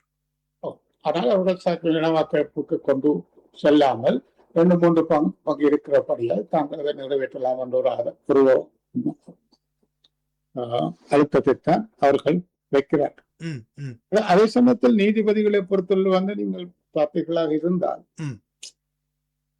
இலங்கை அரசாங்கங்கள் நீதித்துறையை தங்களுக்கு விருப்பமில்லை என்று சொன்னால் தாங்கள் அதாவது இப்பொழுது இப்படி பேசுபவர்கள் நீங்கள் நினைவிருக்கோ என்னவோ தெரியாது 1982 என்று நினைக்கிறேன் ஜெயபோதனாவின் அரசுக்கு எதிராக நீதிபதிகள் ஒரு தீர்ப்பை கொண்டு வந்த பொழுது ஜெயபோதனாவின் ஆதரவாளர்கள் அந்த நீதிபதிகளின் வீட்டுக்கு சென்று கல்லெறிந்து தங்களுடைய சாரங்களை உயர்த்தி காட்டி எல்லாம் கேவலப்படுத்திய பொழுது என்ன சொன்னார், எங்களுடைய நாட்டில் மக்களுக்கு தங்களுடைய எதிர்ப்புகளை காட்டுவதற்கு பூரண உரிமை உண்டு என்றார். நீதிபதியை இவர்கள் இப்படி கேவலப்படுத்தினார்களே என்று சொல்லி அவர் ஒரு விதமான கருத்துரகம் தரவில்லை. எங்களுடைய நாட்டில் எவருக்கு எதிராகவும் தங்களுடைய எதிர்ப்புகளை காட்ட கருத்து சுதந்திரம் இருக்கின்றதான் சாரத்தை தூக்கி காட்டியவருக்கும் அதுதான் மரபு. தங்களுக்கு சாதகமாக, அதாவது இந்த நீதிபதிகள் தங்களுக்கு சாதகமாக தீர்ப்பு தரவில்லை என்ற ஒரு எண்ணம். அதே இதுதான் ஜெயபோதனுக்காக தனிப்பட்ட ரீதியில் எத்தனையோ வழக்குகளை பேசியவர் நெவில் சமரக்கோன் என்ற சட்டத்தரணி. இவரையும் அதுகளும் இருந்தபடியால் ஜெயபோதனா பதவிக்கு வந்தவுடன் நெவில் சமரக்கோனைத்தான் பிரதம நீதியரசராக நியமித்தார். பின்னர் நெவில் சமரக்கோன் யாருக்கு ஆதரவாக ஒரு வழக்கு தரவில்லை என்றபடியால், தீர்ப்பு தரவில்லை என்றபடியால் பலவித இடைஞ்சல்கள் கொடுத்து நெவில் சமரக்கோன் தானாகவே அந்த பதவியிலிருந்து விலகினார். பின்னர் உங்களுக்கு ஸ்ராணி பண்டாரநாயக்க ரசிலுக்கு ஆதரவாக தீர்ப்பளிக்கவில்லை என்றபடியால் ஒரு மஹிந்த ராஜபக்ச குழுவினர் அவரை தூக்கியிருந்தார்கள். பின்னர் அவருடைய பதவிக்காலம் ஸ்ரீசேனாவின் காலத்தில் ஒரு நாள் வந்து அவர் விலக்கி கொண்டு போனார். ஆகவே நீதித்துறையை தங்கள் பக்கம் திருப்பி தங்களுக்கான ஆதரவை பெற வேண்டும் என்பதற்காக அரசாங்கங்கள் வளமையாகவே பலவிதமான அழுத்தங்களை பாவித்திருக்கிறார்கள். இந்த முறை அநேகமாக எல்லோரும் கூண்டோடு கூண்டாக நீதித்துறையை தங்கள் கையில் வைத்திருக்க வேண்டும் என்ற ஒரு எண்ணப்பாங்கில் இவர்கள் இப்படியான ஒரு முஸ்தீப்பை எடுக்கிறார்கள். இவர்களினால் வழக்கினுடைய நம்பர்களோ அல்லது போன வழக்கின் தன்மை அது ஒரு மேல்பூச்சாக சொல்லப்படுகிற ஒரு இவர்கள் என்ன சொன்னால் அடிமட்டத்திலிருந்து நீங்கள் என்ன அடிமட்டத்திலே ஒரு மஜிஸ்ட்ரேட்டாக இருக்கிறவர் டிஸ்ட்ரிக்ட் ஜட்ஜாக வந்து உயர்வு பெற வேண்டும். ஒரு 2 வருஷத்தை கூட்டி கொண்டு போனால் அரசாங்கத்துக்கு சாதகமான ஒரு ப்ளூ ஒயிட் போயாக இருந்தால்தான் நீங்கள் அங்கு உயர்வதற்கு உங்களுக்கு வசதி உண்டு. ஆகவே அடியில இருந்தே அப்படியே தங்களுக்கு சாதகமான ஆட்களாக உருவாக்க தன்மை என்பதால் ஒரு செய்தி வந்திருக்கிறது. ஈஸ்டர் தாக்குதலை தடுக்க தவறியமைக்காக பூஜித ஜெயசுந்தரவுக்கு நீதிமன்றம் மரண தண்டனை விதித்தது என்று செய்தி ஒன்று சொல்லப்பட்டிருக்கிறது. அதன் மேலதிக விவரங்கள் கிடைத்தால் மேலதிகமாக பகிர்ந்து கொள்ளலாம் என்று நம்புகிறேன். அதுதான் இப்போது பிரதான செய்தியாக வந்திருப்பதாக நான் கருதுகிறேன். அது ஒரு செய்தி வந்திருக்கிறது. அதை தவிர்த்து நான் இந்த விடயத்தில் உங்களிடம் கேட்க விரும்புவது அடுத்ததாக இது தொடர்பாக சட்டத்தரணிகள் சங்கம் நீதிமன்றத்திலே வழக்கு தாக்கல் செய்தாலும் அதை உயர் நீதிமன்றத்துக்கு எடுத்து செல்லும் போது அது எவ்வாறு கையாளப்படும், எந்த சட்ட விவாதங்களை உயர் நீதிமன்ற நீதிபதி ஏற்றுக்கொள்ள போகிறார் என்ற ஒரு கேள்வி வருகிறது. இது நீதிமன்றம் சட்டவாதங்களுக்கும் மதிப்பு கொடுக்க வேண்டும் என்ற அபிப்பிராயம் இவர்களுக்கு உண்டு. கூட அந்த வழக்கில் ஈடுபடுவேன் என்ற மாதிரியான ஒரு சூழல்களை போட்டிருக்கிறார். ஆனால் தீர்ப்பு கடைசியில் எந்த நீதிபதிகள் குழாமை அவர்கள் அமைக்கிறார்களோ அவர்களை வரப்போகிறது. சமயத்தில் நீதியாக இருக்கலாம், அல்லது போனால் வழங்க கொடுத்ததாக இருக்கலாம். இந்த வேளையில் நம்மோடு எமது அரசியல் ஆய்வாளர் ராஜ் இணைகிறார் நிகழ்ச்சியோடு. வணக்கம் ராஜ். வணக்கம் சத்யபாலன், வணக்கம் ரவீந்திரன் அவர்களே, வணக்கம் போக்கஸ் தமிழர்களே. நீங்கள் இந்த நீதிபதிகளின் ஓய்வெறும் வயது எல்லை சம்பந்தமான கலந்துரையாடல் செய்து கொண்டிருக்கிறீர்கள். இப்ப இதிலே எனக்கு சில கருத்துக்களை சொல்லாமல் நினைக்கிறேன். அதுக்கு உங்களுடைய பதிலையும் நான் எதிர்பார்க்கிறேன். அதாவது வழக்குகளை விரைவாக முடிக்க வேண்டும் என்று சொன்னால் கூடுதலான நீதிபதிகளை நியமிக்க வேண்டும். அதுதான் செய்யப்பட வேண்டிய சரியான முறை. அதாவது இப்ப நீங்கள் சொன்னது போல 6 to 8 உயர் நீதிமன்ற நீதியரசர்கள் நியமிக்கப்பட இருக்க வேண்டும். மற்றும் அதே போல மேன்முறையீட்டு நீதிமன்ற நீதிபதிகளும் நியமிக்கப்பட வேண்டும். அவைகளும் வெற்றிடமாக இருக்கின்றன. எனவே அவைகளை ஒன்றில் பதவி உயர்வின் மூலம் செய்யலாம், அல்லது சட்டமா அதிபர் திரைக்கடத்திலிருந்து நேரடியாக அங்கே நியமிக்கிற வசதிகளும் இருக்கின்றன. அப்படியும் செய்திருக்கலாம். ஆனால் அவைகள் செய்யப்படவில்லை. மற்றது வழக்குகளின் தொகை பார்க்கும் பொழுது அநேகமான வழக்குகள் கீழ் நீதிமன்றத்திலே தான் கூடுதலான வழக்குகள் இருக்குமே தவிர சுப்ரீம் கோர்ட்ல இருக்கிற வழக்குகள் எண்ணிக்கை குறைவு. ஒப்பூட்டளவிலே ஒரு 5% இருக்கும்னு நினைக்கிறேன். என்றால் ஒரே ஒரு சுப்ரீம் கோர்ட் தான் இருக்கிறது. அதே மாதிரி மேன்முறையீட்டுனதும் ஒன்றுதான் இருக்கிறது. அதுக்கேற்ற மாதிரி தான் வழக்குகளும் அங்கே கொடுக்கப்படும். ஆனால் ஒப்பீட்டுல பார்க்கும் பொழுது மாவட்ட நீதிமன்றங்கள் வழக்குகள், அதாவது காணி வழக்குகள் தான் காலங்காலமாக ஈடுபட்டு வருகின்றது. அதோட நீதவான் நீதிமன்ற பிணை வழக்குகள், அதுக்கு அடுத்தபடியாக மேல் நீதிமன்றத்தினுடைய வழக்குகள், இவைதான் முக்கிய பங்கை வகிக்கின்றது அந்த கூடுதலான நேரத்தை அல்லது காலதாமதம் செல்வதற்கு. எனவே இவை 3க்குமான நீதிபதிகள் எண்ணிக்கையை கூடுதலாக நியமிப்பதன் மூலம் இந்த பிரச்சனையை தீர்ப்பதுதான் சரியான வழி என்று எனக்கு தெரிகிறது. என்று சொன்னால் அதாவது என்னுடைய அபிப்பிராயத்தின்படி 90 விதமான வழக்குகள் அல்லது அதுக்கு கூடுதல் சொல்லலாம், இந்த மேல் நீதிமன்றம் ஹைகோர்ட்டுக்கு ஹைகோர்ட், அதோட அதுக்கு கீழே உள்ள நீதிமன்றங்கள்லாம் கையாளப்படுகின்றது. உங்களுக்கு நீங்கள் அதை பற்றி சொல்லலாம் நினைக்கிறது, அந்த நான் சொல்ற தகவல்கள் இந்த நம்பகத்தன்மையை பற்றி. எனவே இந்த நீதிமன்றங்களுக்கு கூடுதலான நீதிபதிகளை அல்லது நீதவான்களை நியமிப்பதன் மூலம் இந்த வழக்குகளுடைய அந்த தாமதத்தை இல்லாமல் செய்வதுதான் ஒரு சரியான வழியா இருக்குமே தவிர அதை விடுத்து இந்த வயதெல்லையை நியமிப்பது நிச்சயமாக இதுக்கு ஒரு தீர்வே இல்லை. வயதெல்லைன்னு நியமிப்பது அதே வழக்குகள் அதே எண்ணிக்கையான நீதிபதிகளால் தான் செய்யப்பட போகின்றது. எனவே இதுக்கு காலத்தை நீடிப்பதற்கும் அதாவது வழக்குகள் காலதாமதம் படுத்துவதற்கும் வயதெல்லையை நீடிப்பதற்கும் நிச்சயமாக எந்த விதமான ஒரு ஒற்றுமையும் காணப்பட மாட்டாது என்றால் அதே எண்ணிக்கையிலான நீதிபதிகள் நீதவான்கள் தான் அவ்வளவு வழக்கையும் திருப்பியும் கையாள போகின்ற தவிர இது ஒரு அந்த ஆக்சிலேட் பண்றதாக செய்ய முடியாது. அத்துடன் இந்த 2 முக்கியமான நீதிமன்றத்தினுடைய நீதிபதிகள் நீதியரசர்கள் நியமிக்கப்படவில்லை. எனவே இது அதாவது முதல்கட்டமாக நான் நினைக்கிறேன் உயர் நீதிமன்றத்தினுடைய நீதிபதிகள் வயத்தான் அதிகரிப்பதற்கான அந்த முயற்சி மேற்கொள்ளப்பட்டது. ஆனால் அதற்கு மேல் நீதிமன்றத்திலிருந்து கீழ்பட்ட நீதிமன்ற நீதிபதிகளும் கூட எதிர்ப்பு தெரிவித்திருந்தார்கள். அதன் பின்னர் இப்பொழுது ஏனைய நீதிபதிகளுக்கும் நீடிக்கலாமா என்றொரு கேள்வி எழுந்துள்ளதாகத்தான் நினைக்கிறேன். எனவே இது ஒரு அரசியல் பின்புலத்தை வைத்துக் கொண்டுதான் இந்த நகர்வு மேற்கொள்ளப்படுவதான சந்தேகம் எனக்கு மட்டுமல்ல இனவருக்கும் ஏற்படுவதற்கு காரணம் அந்த வழக்குகளின் எண்ணிக்கையை குறைப்பதற்கு கூடுதலான நீதிபதிகள் தேவையே தவிர ஒரே அளவான நீதிபதிகளுக்கு எக்ஸ்டென்ஷன் வழங்குவதன் மூலம் அந்த நீதிமன்ற வழக்குகளை தாமதத்தை குறைக்க முடியாது என்றது என்னுடைய அபிப்பிராயம். உங்களுடைய அபிப்பிராயத்தையும் இது சம்பந்தமாக அபிப்பிராயம் ஓரளவுக்கு சரியான அபிப்பிராயம். ஏனென்று சொன்னால்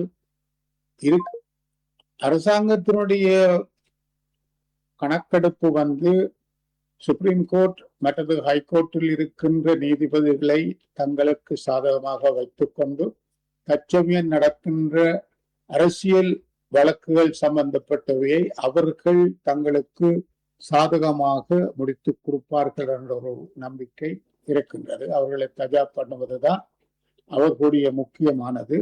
ஆனால் கீழ்மட்ட நீதிபதிகள் இருந்தும் சில எதிர்ப்புகள் இருந்தபடியால் இப்பொழுது எல்லாருக்குமே நாங்கள் 20 வயதிலேயே கூட்டலாம் என்ற ஒரு கருத்தை படித்து அவர்களை திருப்திப்படுத்துவதற்கு முயற்சிக்கிறார். அது சரி. அதாவது அரசியல் காரணத்தை கொண்டுதான் அவர்கள் இந்த முன்னெடுப்பை செய்கிறார்கள். ஓரளவுக்கு இப்ப 11 லட்சம் வழக்குகளை நீங்கள் பார்த்தீர்கள் என்றால், நீங்கள் சொன்ன காணி வழக்குகள் அவைகளை தவிர்த்தாலும் கிட்டத்தட்ட ஒரு 2 லட்சத்து அல்லது 3 லட்சத்து வழக்குகள் போதைப் பொருளை விற்கிறார்கள் என்று சொல்லக்கூடிய ஒரு குறிப்பிட்ட வழக்குகள் தான் நடக்கின்றன. இதில் கைது செய்யப்படுகிறது. பாதாள கும்பலை முன்னெடுத்து நடத்தியவர்கள் என்றது வேற. அவர்களுடைய அடிப்படையில் இதை போதைப் பொருட்களை அங்கிங்கு கடத்துபவர்கள், விற்பவர்கள் பல பேர் செய்யப்பட்டிருக்கிறார்கள். இவர்களுடைய வழக்கெல்லாம் சாதாரணமாக. ஆகவே அவர்கள் விருப்பமானால் இந்த போதைப் பொருள் தடுப்பு என்ற முறையில் வருகின்ற வழக்குகள் எல்லாத்தையும் விசாரிக்கிறதற்கென்ற ஒரு பொதுவான நீதிமன்றத்தை அவர்கள்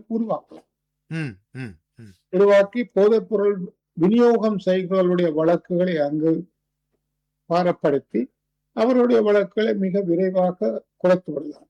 இதுதான் ஜெயில் சம்பவத்திலும் வருகின்றது. இந்த மாதிரியான போதைப் பொருள் வியாபாரிகளை எடுத்தவுடன் ரிமாண்டில் அனுப்பினவுடன் அவர்கள் ஜெயில் சிறைச்சாலைகளுக்கு போனால் தேவையில்லாமல் அவர்கள் அந்த இடத்தையும் நிரப்புகிறார்கள். சரியான பாரதூரமான குற்றவாளிகளை தவிர இவர்களும் நிவற்றுவதால் அங்கும் மிக பிரச்சனைகள் உருவாகும். ஆகவே இவர்களை தண்டித்து ஒன்று வெளியால் அனுப்பிவிட வேணும். அதை பெரியில் செய்வதாக இருந்தால் இந்த ஸ்பெசிபிக், அதாவது குற்றம் ஸ்பெசிபிக்கான கோர்ட்டை நியமித்து அங்கு சில நீதிபதிகளை நியமித்தால் சொல்லுகிற மாதிரி வழக்குகள் மிக சரியாக முடியும். இவர்களை வைத்துக் கொண்டு அந்த அளவு வழக்குகளையும் திரும்ப அவர்கள் மிக விரைவாக முடிப்பார்கள் என்பது சாத்தியக்கூறான விடயங்கள் அல்ல. அதே பார்க்கிற பொழுது கிட்டத்தட்ட 8-12 உயர் நீதிமன்ற நீதிபதிகளின் இடங்கள் இப்பொழுதும் வெற்றிடமாக இருக்கிறது. அது ஒரு முக்கியமான விடயமாக எதிர்கட்சிகள் சுட்டி காட்டுகின்றன. நீதிபதிகள் தான் தேவை என்றால் அந்த 12 பேர் இடங்களையும் உடனடியாக நீங்கள் நியமிக்கலாம். ஆனால் இருக்கிற பிரச்சனைகள் என்னன்னு சொன்னால், அவளுடைய பெயர்கள் அங்கு கான்ஸ்டிடியூஷனல் கமிட்டியுடைய அப்ரூவலுக்கு போகின்ற பொழுது இவர்கள் நியமிக்கிற அநேகமானவருக்கு அவர்கள் ஒத்துழைப்பு தர மாட்டார்கள். அது ஒரு முக்கியமான விடயமாக பேசப்படுகிறது. அதிலும் குறிப்பாக இந்த விடயம் தொடர்பாக ரணில் விக்ரமசிங்க அவர்கள் உடைய பின்னணி இருப்பதாகும் இந்த எதிர்ப்பு நடவடிக்கைகளில். அதில் மிக முக்கியமாக தற்போது சட்டத்தரணிகள் சங்கத்தின் தலைவராக இருக்கக்கூடிய ராஜீவ் அமரசூரிய ரணில் விக்ரமசிங்கவின் ஒரு பாக்கெட் என்றும் சில விஷயங்களை பேசுகிறார்கள். அதுவும் ஒரு முக்கியமான காரணம். இந்த நீதிபதிகள் நியமன விவகாரம், அதாவது எதிர்க்கட்சிகளுக்கு சார்பான நீதிபதிகள் வந்து விடுவார்கள். உதாரணமாக இளஞ்செழியனுடைய அவருடைய மேல் நீதிமன்ற நீதிபதியாகவோ ஏதோ பதவி உயர்த்தாமைக்கு காரணம் அவர் எதிர்த்தரப்பில் இருக்கக்கூடிய ஒருவராக இருப்பார் என்ற காரணங்களும் சொல்லப்படுகிறது. அதை ஜனாதிபதி அதற்கான அப்ரூவல் கொடுக்கவில்லை என்று. ஆனால் இன்னொரு தரப்பாக சொல்லப்படுகிறது, அவ்வாறான பரிந்துரைகளை செய்வது நீதிமன்ற நியமிக்கப்பட்ட குழுவை தவிர ஜனாதிபதி அல்ல.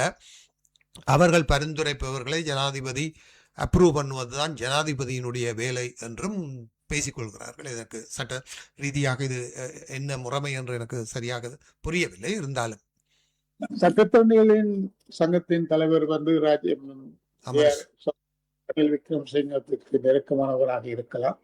ஆனால் அவர் அந்த மாதிரியாக இருந்து சட்டத்தரணிகள் சங்கத்தில் வேறு விதமான கருத்துக்கள் இருக்குமாக இருந்தால் அந்த கருத்துக்கள் வெளிவந்திருக்கும். சட்டத்தரணிகள் தலைவர் சாலிய பீரிஸ் போன்றவர்கள் எல்லோரும் கூட மிகவும் பெற்றவர்கள், அவர்கள் கூட இதற்கு எதிர்ப்பு தெரிவிக்கிறார்கள். அதே சமயத்தில் நாட்டு சட்டத்தரணிகள் பல பேரும் அதற்கு எதிர்ப்பு தெரிவிக்கிறார்கள். சாதகமான கருத்துக்கள் புறப்படவில்லை இதுவரைக்கும். ஆகவே சங்கத்தின் அந்த ஒரு காரணங்களுக்காக நீதித்துறை இவருடைய அரசியல் மயப்படுத்தப்படும் என்ற ஒரு காரணத்தினால் எதிர்ப்புகளை தெரிவிக்கிறார். ஆனால் கடந்த காலங்களில் ஏற்கனவே நீதித்துறை அரசியல் மயப்படுத்தப்பட்டிருந்தது என்பதையும் நாங்கள் மறுப்பதற்கு இல்லை. ஆனால் இவர்கள் கூண்டோடு கைலாசத்துக்கு கொண்டு போக மற்றவர்கள் சமணக்கொணை திருத்தினார்கள், சிராணியை திருத்தினார்கள், அப்படி நடத்தினார்கள். ஆனால் இவர்கள் எல்லாத்தையுமே தங்கள் கைக்குள் வைத்துக் கொண்டு தாங்கள் நடத்த வேண்டும் என்ற ஒரு திக்கில் போய், அதாவது சர்வாதிகாரத்தின் அடிப்படைகளாக நீதித்துறை. மஹிந்த ராஜபக்ஷ காலத்தில் எத்தனையோ கீழே இருந்த என்ன பேர் மஹிந்த மங்கள ஏதோ ஒரு நீதிபதி, அவரை கொண்டு வந்து உச்ச நீதிமன்றத்துக்கு கொண்டு வந்து நியமித்தார் அவர், இல்லையோ? அது ஒரு ஜனாதிபதியினால் எடுக்கப்பட்ட ஒரு முடிவு, அரசியல் ரீதியான ஒரு முடிவு. ராணி பண்டாரநாயக்காவுக்கு அடுத்ததாக கொண்டு வந்தவர். அதே சமயத்தில் ராஜ திருத்தத்தை கொண்டு வந்தபடியால் அந்த திருத்தத்தை மிக லாபமாக மஹிந்த ராஜபக்ஷ பாவித்து பாராளுமன்ற அங்கத்தினர் வாங்கினார், போனார், விட்டார். தன்னுடைய பெரும்பான்மையை கூட்டுவதற்காக இதை எல்லாத்தையும் பசில் ராஜபக்ஷவுடன் இணைந்து பல அரசியல் சித்து விளையாட்டுகளை செய்தார்கள், வாங்கினார்கள், விட்டார்.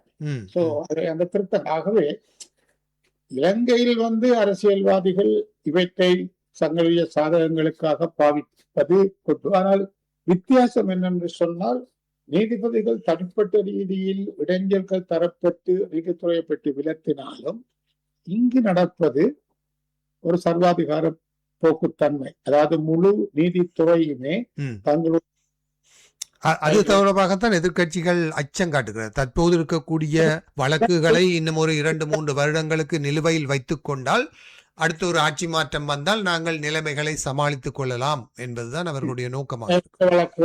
மாற்றங்கள் அதை பற்றி வந்தால் அதை சமாளித்துக் கொள்ளலாம் என்ற எண்ணங்கள் தான் முக்கியமாக இருப்பதாகத்தான்.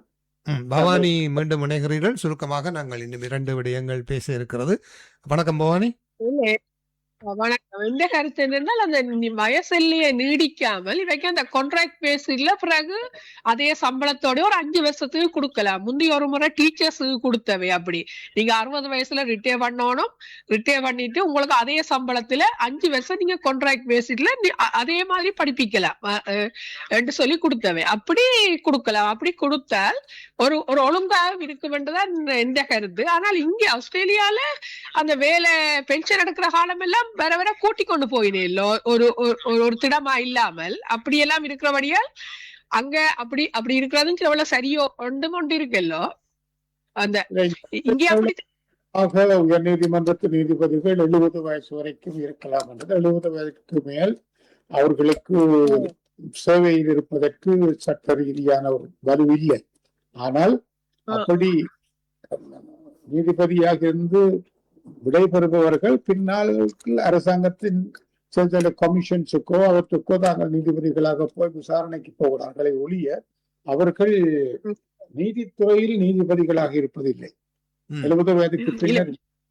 அதே போலத்தான் அமெரிக்காவில் சுப்ரீம் கோர்ட்டில் 75 வரைக்கும் இருக்கலாம். 75 வயதுக்கு மேற்கொண்டு அவர்கள் இருப்பதற்கு உரிய வலுவில்லை. ஆனால் இந்தியாவில் இந்த முறை நான் அண்மை காலமாக கூட பார்க்கிறேன், 80களில் இருந்து பல தடவைகள் நீதிமன்ற நீதிபதிகளின் வயதிலேயே அதிகரித்து வருகிறார்கள். 62, 65 என்று சொல்லி அதிகரித்து கொண்டே போகிறார்கள். அவ்வப்போது அதற்கான கமிஷன்கள் நியமிக்கப்பட்டு பல்வேறு சர்ச்சைகளுக்கு மத்தியிலும் நீதிமன்ற நீதிபதிகளின் அனுசரணையுடனே அவற்றை நிறைவேற்றிக் கொள்கிறார்கள் என்ற ஒரு போக்கும் காணப்படுகிறது. இவர்கள் நடக்கின்றன. இப்பொழுது நடக்கிற வயதில்லை என்பது நான் உங்களுக்கு சொல்லிய மாதிரி எங்களுடைய கான்ஸ்டிடியூஷன், அதாவது சட்டத்தை மாற்றித்தான் செய்யக்கூடியதாக இருக்கும். வயதில்லையே பத்திரிகைகளிலும் இந்த செய்தி இப்போது வந்திருக்கிறது. முன்னாள் போலீஸ் மா அதிபர் பூஜித ஜெயசுந்தரவுக்கு கொழும்பு மேல் நீதிமன்றம் மரண தண்டனை விதித்து இன்று தீர்ப்பளித்துள்ளதாக செய்திகள் வந்திருக்கிறது. அதை காணக்கூடியதாக இருக்கிறது. அடுத்ததாக நாங்கள் முன்னாள் தேர்தல் ஆணையாளர் மஹிந்த தேசப்பிரிய அவர்கள் மாகாண சபை தேர்தல்களை உடனடியாக அரசாங்கம் நடத்த வேண்டும் என்ற ஒரு விடயத்தை மீளவும் வலியுறுத்தி இருக்கிறார். அதுக்காக பல காரணங்களையும் அவர் தெரிவிக்கிறார். அது தொடர்பான உங்களுடைய அவதானங்களை எமது நேருடன் பயந்து. இவர் மற்றவர்கள் போல் இதனை மிக விரைவாக நடத்த வேண்டும் என்று அறிவிக்கிறார். ஏனென்றால் இவர் இந்த மாகாண சபை தேர்தலை ரணில் காலத்தில் இருந்தே நடத்துவதற்கு எத்தனம் பண்ணியவர். பணம் இல்லை என்று சொல்லி அதை களப்படுத்தி விட்டார். இவர்கள் தாங்கள் ஒரு வருஷத்துக்கு செய்வோம் என்று சொன்னார்கள். ஒன்றுமே நடக்கவில்லை. ஆனால் ஜனநாயக ரீதியாக தேர்தல் ரீதியாக இதுவரை நடத்தப்படாமல் இருக்கின்ற அதாவது நாங்கள் ஒரு ஜனநாயக ரீதியாக நடத்துவோமாக இருந்தால் மக்கள் இந்த மாதிரியான ஒரு மாகாண சபை அமைப்பின் மூலம் தாங்கள் ஜனநாயகத்தில் பங்கு பெற்றவில்லை என்பதுதான் கருத்து. ஆகவே இதனை இவ்வளவு காலத்துக்கு தள்ளி போடுவது சரியல்ல. இது ஜனநாயகமற்ற முறை. ஆகவே மக்களுக்கு மாகாண சபைகள் ஊடாக தங்களுடைய அதிகாரத்தை பிரயோகிப்பதற்கு வசதிகள் தர வேண்டும் என்றது இவருடைய கோட்பாடு. அதனை இது வடலோதி மாகாண சபை என்பதற்காக அல்ல, எல்லா மாகாண சபை தேர்தல்களுமே நடத்தப்பட வேண்டும். ஏனென்றால் நம்முடைய குடியரசு சட்ட அமைப்பின் பிரகாரம் மக்கள் தங்களுடைய ஜனநாயக உரிமையை நடைமுறைப்பதற்காக மறுக்கக்கூடாது. அது ஜனநாயகம் மறுப்பதற்கு வழி என்பதுதான் அவருடைய வாதம்.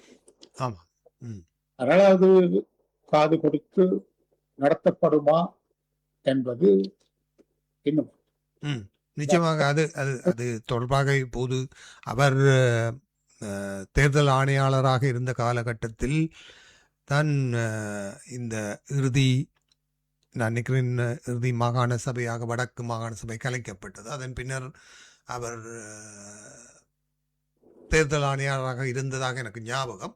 அவரால் கூட அப்போது இருந்த அரசாங்கங்களிடமும் எத்தனையோ வேண்டுகோள்கள் எல்லாம் விடுக்கப்பட்ட போதும் கூட அவர்கள் இந்த எல்லை நிர்ணய சபை என்ற விடயங்களை எல்லாம் பாராளுமன்றத்தில் கொண்டு வந்து இந்த மாகாண சபை தேர்தலை நடத்த முடியாத ஒரு சூழ்நிலைக்கு தள்ளி சென்று விட்டார்கள் என்ற ஒரு நிலைமை இருக்கிறது. அதை இப்போது என்பிபி அரசாங்கமும் நல்ல ஒரு வாய்ப்பாக பயன்படுத்தி கொண்டு மீண்டும் மீண்டும் புதிதாக ஆணைக்குழுக்களை நியமித்துக் கொண்டிருக்கிறார்கள் என்ற ஒரு நிலைமை. முக்கியமாக என்று சொன்னால் வருகின்ற அரசாங்கம் எதுவும் ஜனாதிபதி முறையை கொண்டு வந்ததன் பின்னர் தங்களுடைய அதிகாரத்தை வலுப்படுத்தி தாங்கள் ஆள வேண்டும் என்ற நிலையில் இருக்கிறார்களே ஒழிய ஒருவராவது அந்த அதிகாரத்தை குறைத்துக் கொண்டு ஜனாதிபதி ஆட்சி முறையை மாற்றுவதற்கு விருப்பம். அதாவது எல்லோரும் ஒற்றை ஆட்சி ஒரு ஆட்சி, அதில் பதவிகளை அல்லது தங்களுடைய உரிமைகளை பகிர்ந்து கொள்வது என்பதற்கு விருப்பமில்லை. ஆகவே இவர்கள் கூட தான் வந்தவுடன் ஜனாதிபதி ஆட்சி முறையை ஒழிப்பேன் என்று பேச்சில்லை என்றால் அவர்கள் ஒற்றையாட்சி ஒரு அதிகாரம் என்றதில் விடாப்பிடியாக இருக்கிறவர்கள். ஆகவே மாகாண சபை மூலம் அதிகார பரவலை மேற்கொள்ள வேண்டும் என்ற ஒரு கருத்துக்கு அவர்கள் போவதற்கு விரும்புகிறார். ஆமாம், அண்மை காலமாக சில செய்திகள் கொஞ்சம் தென்னிலங்கை அரசியல் பற்றி பேசுவதால் அதற்கு சென்றுவிட்டு நாங்கள் இறுதி சப்ஜெக்டுக்குள் செல்லலாம் என்று நம்புகிறேன். ஜனாதிபதி அவர்கள் பேசும்போது 2 விடயங்கள் அவர் குறிப்பாக சொல்லி வருகிறார். முன்னைய அரசாங்கங்கள் எல்லாம் வெளிநாடுகளிலிருந்து கடன்களை பெற்றுத்தான் மக்களுக்கான விடயங்களை செய்து கொண்டிருந்தார்கள். இப்போது அவர் சாதாரணமாக நிர்வாக கூட்டங்களில் சொல்லுகிறார், அரசாங்கத்திடம் கஜனாவில் காசு இருக்கிறது, எமது சொந்த பணத்தில் தான் நாங்கள் வீதிகளை அமைக்கப் போகிறோம், எமது சொந்த பணத்தில் தான் நாங்கள் வீடுகளை கட்டப் போகிறோம் என்ற ரீதியில் கருத்துக்களை தெரிவித்துக் கொண்டிருக்கிறார். அதாவது இலங்கை மீளவும் தனது நிதி நிலைமையில் முன்னேறி வருகிறது, கடன்களை கொடுப்பதற்கான தகுதிகளை விரைவிலே நாங்கள் எட்டி விடுவோம் என்ற ஒரு கருத்தையும் அவர் தெரிவித்துக் கொண்டு வருகிறார். நேற்று கூட ஒரு செய்தியை பார்த்தேன், இந்த மெட்ரோ பஸ்கள் என்று ஆஸ்திரேலியா போன்ற நாடுகளிலே உபயோகிக்கப்படுகிற 104 மெட்ரோ பஸ்களை அரசாங்கம் இறக்குமதி செய்து துறைமுகத்தில் இருந்து எடுத்து வரும் காட்சிகள் சமூக ஊடகங்களினூடாக பிரபலமாக தகவல்கள் பரப்பப்படுகின்றன. இது அரசாங்கம் தன்னை ஸ்திரப்படுத்தி கொண்டிருக்கிறதும் நாங்கள் பலமாக இருக்கிறோம் என்பதற்கான ஒரு அறிகுறியாக ஜனாதிபதி சொல்லி வருகிறார் என்று நாங்கள் எடுத்துக்கொள்ளலாமா, அல்லது உண்மையில் இந்த கடன் பிரச்சனையை இந்த அரசாங்கம் சமாளிக்கும் என நாங்கள் எதிர்பார்க்கலாமா? இது எதிர்க்கட்சிகளுக்கு ஒரு பெரிய சவாலாக இருக்கும் என நீங்கள் எதிர்பார்க்கிறீர்கள்? அதாவது பொருளாதார ரீதியில் இலங்கை இன்னும் ஒரு முக்கிய வளர்ச்சியை பெறவில்லை என்பதுதான் எக்கனாமிக்ஸ் எல்லாருடைய அபிப்பிராயமும். அது வழக்கமாக நாங்கள் நாணய பெறுமதியை வைத்து பார்த்தால் அந்த வளர்ச்சி நாணய பெறுமதியில் தென்படவில்லை. வேலை உழைப்பிலும் அவ்வளவு தென்படவில்லை. தற்சமயம் கூட முக்கியமான வருமானம் வெளிநாட்டிலிருந்து உழைப்பவர்கள் அனுப்புகிற பணத்திலும் டூரிசத்திலும் தான் போய்கொண்டிருக்கிறது. ஒரு நிலையான பொருளாதார அபிவிருத்தியில் மக்கள் தங்களுடைய பணத்தை தங்களுடைய வளர்ச்சிக்காக செலவழிக்கக்கூடிய நிலையில் அவர்கள் இல்லை. ஆனால் ஒவ்வொரு அரசாங்கமும் பலவிதமான ஸ்டாட்டிக்ஸை காட்டி தாங்கள் வந்து வருகிறோம் போய் வருகிறோம் என்று சொல்வது உண்டு.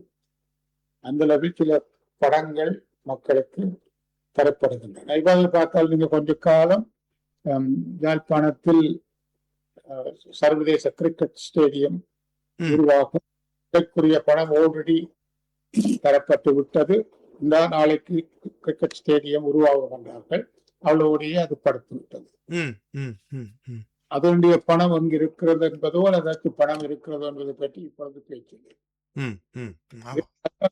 துறைமுக அபிவிருத்தி, பலாலி விமானத்தள அபிவிருத்தி, பணங்கள் எல்லாம் இருக்கின்றன, செய்யப்படும் என்றது. ஆனால் இதுவரைக்கும் ஒன்றுமில்லை. இதே போல்தான் தென் பகுதியிலும் சில சில திட்டங்கள் இருக்கின்றன. ஆனால் இவை முக்கியத்துவம் நட்டு திறக்கப்படுகின்றன. இந்திய உதவியினால் கட்டப்பட்ட மாதிரி கிராமத்தின் வீடுகள் தென் பகுதி அங்கும் இங்கும் திறக்கப்படும். அவைகள் எல்லாம் சொந்த நாட்டின் வருவாயில் கட்டப்பட்டதாக தெரிகிறது. டிட்ரோ புயலுக்காக அவ்வளவு நிதி அளிக்கப்பட்டது.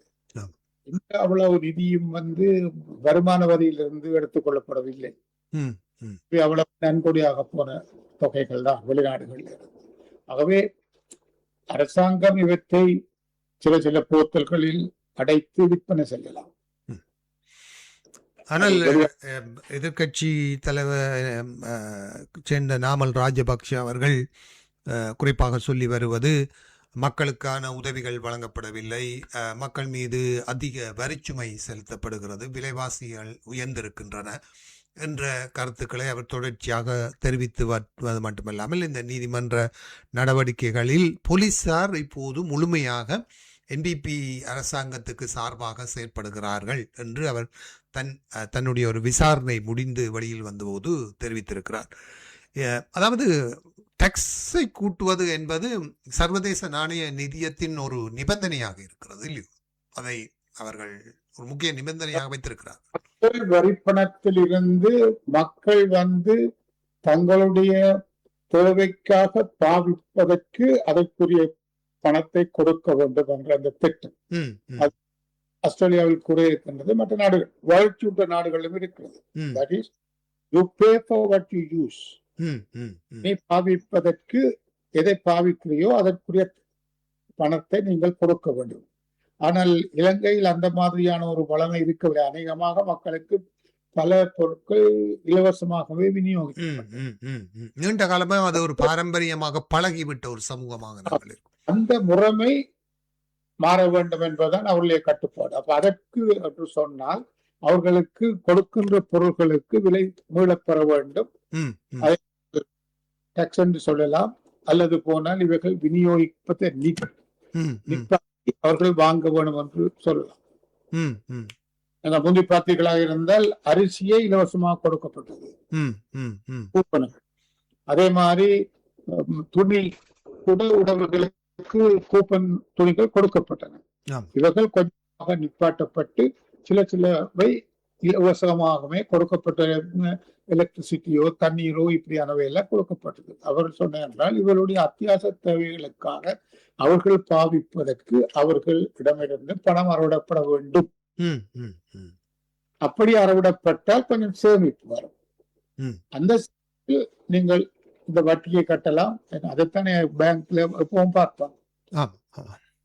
அவன் கடன் கொடுத்தவன் எப்பொழுதும் அப்ப நீங்கள் உங்களுக்கு கிடைப்பதற்கு வசதியா இருக்கும் என்று சொல்லுகிறார்கள். அப்ப அவர்கள் அந்த மாதிரியான சில கட்டுப்பாடுகளை கொண்டு வருவார்கள். நேரம் கடந்து கொண்டே இருப்பதால் இறுதி விடயமாக நாங்கள் பேச விரும்பிய ஒரு விடயம், நீங்கள் குறிப்பாக இந்த 6 கட்சிகளுடைய கூட்டணி அடுத்த கட்ட நகர்வுகள் தொடர்பான செய்திகளையும் பகிர்ந்து கொள்ளலாம் என்று நினைக்கிறேன். அந்த வகையில் தற்சமயம் ஆகஸ்ட் மாதம் 3ஆம் திகதி ஜனாதிபதியுடனான இந்த 6 கட்சி கூட்டணிகளின் முதல் சந்திப்பு என்று ஒன்று நடைபெற இருப்பதாக செய்திகள் வந்திருக்கிறது. ஆனால் இந்த விடயம் தொடர்பாக இந்த 6 கட்சிகள் கூட்டணியிடம் ஒரு இணக்கமான சூழ்நிலை இருப்பதாக நான் அவதானிக்கவில்லை.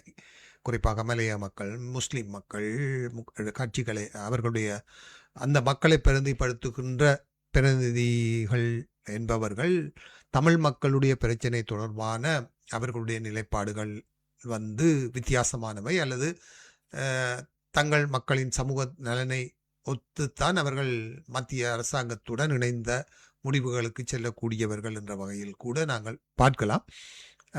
அவ்வாறான ஒரு சூழ்நிலையில் இன்னுமொரு விஷயம் சொல்லப்பட்டிருக்கிறது, இவர்களுக்கு இடையில் எந்த விதமான எழுத்து மூலமான ஒப்பந்தங்களும் இல்லை. இது ஒரு ஒரு ஒரு ஒரு சாதாரணமாக மேசையில இருந்து கதைக்கிறது போல ஒரு கூட்டணி.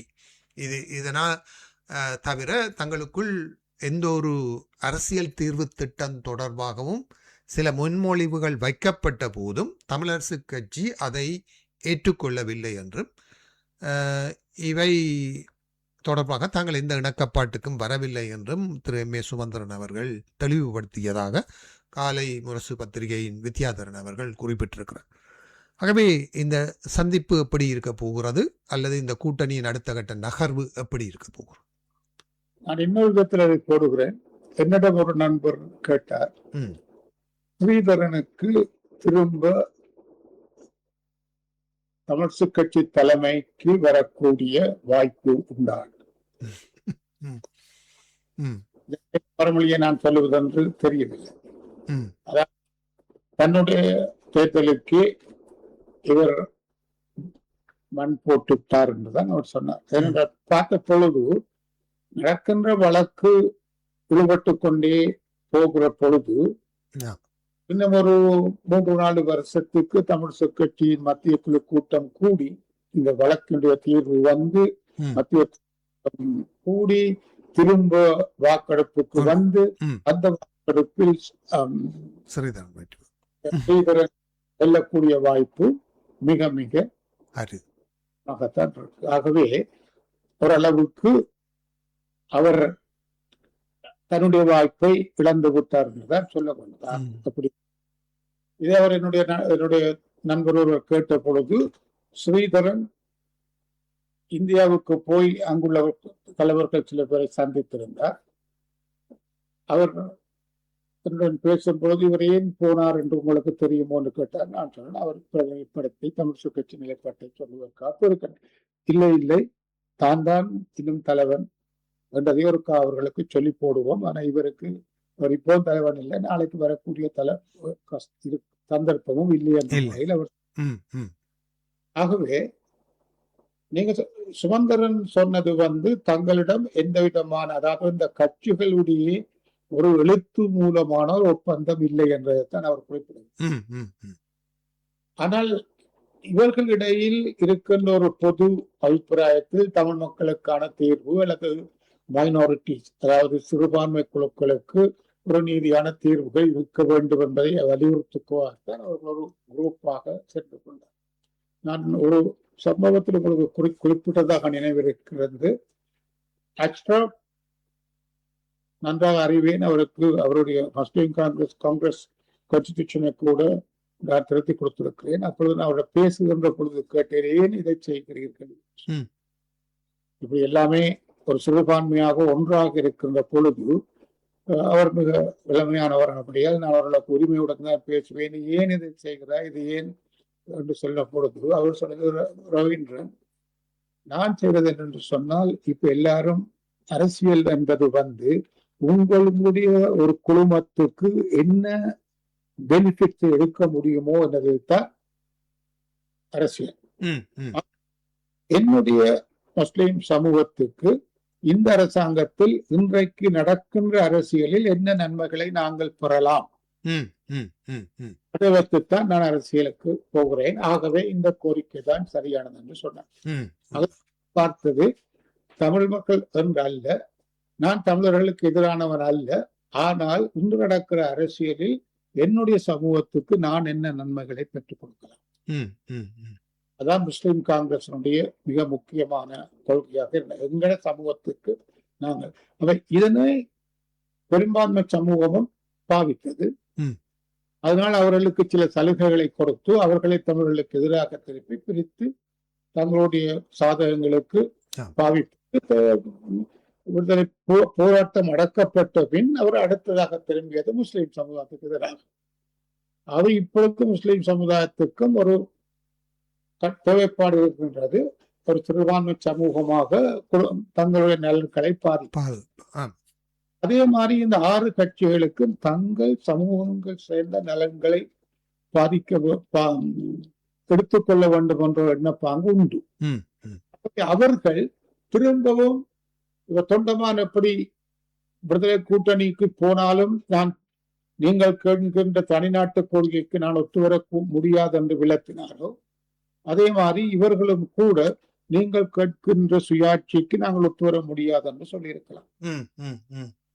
ஆனால் நான் அறிந்த வரையில் இந்த பேச்சுவார்த்தைகளில் எடுத்த பொழுது புதிய குடியரசு சட்டம் ஒன்று வர வேண்டும் என்பதில் எல்லோருக்கும் இணக்கம் இருக்கின்றது.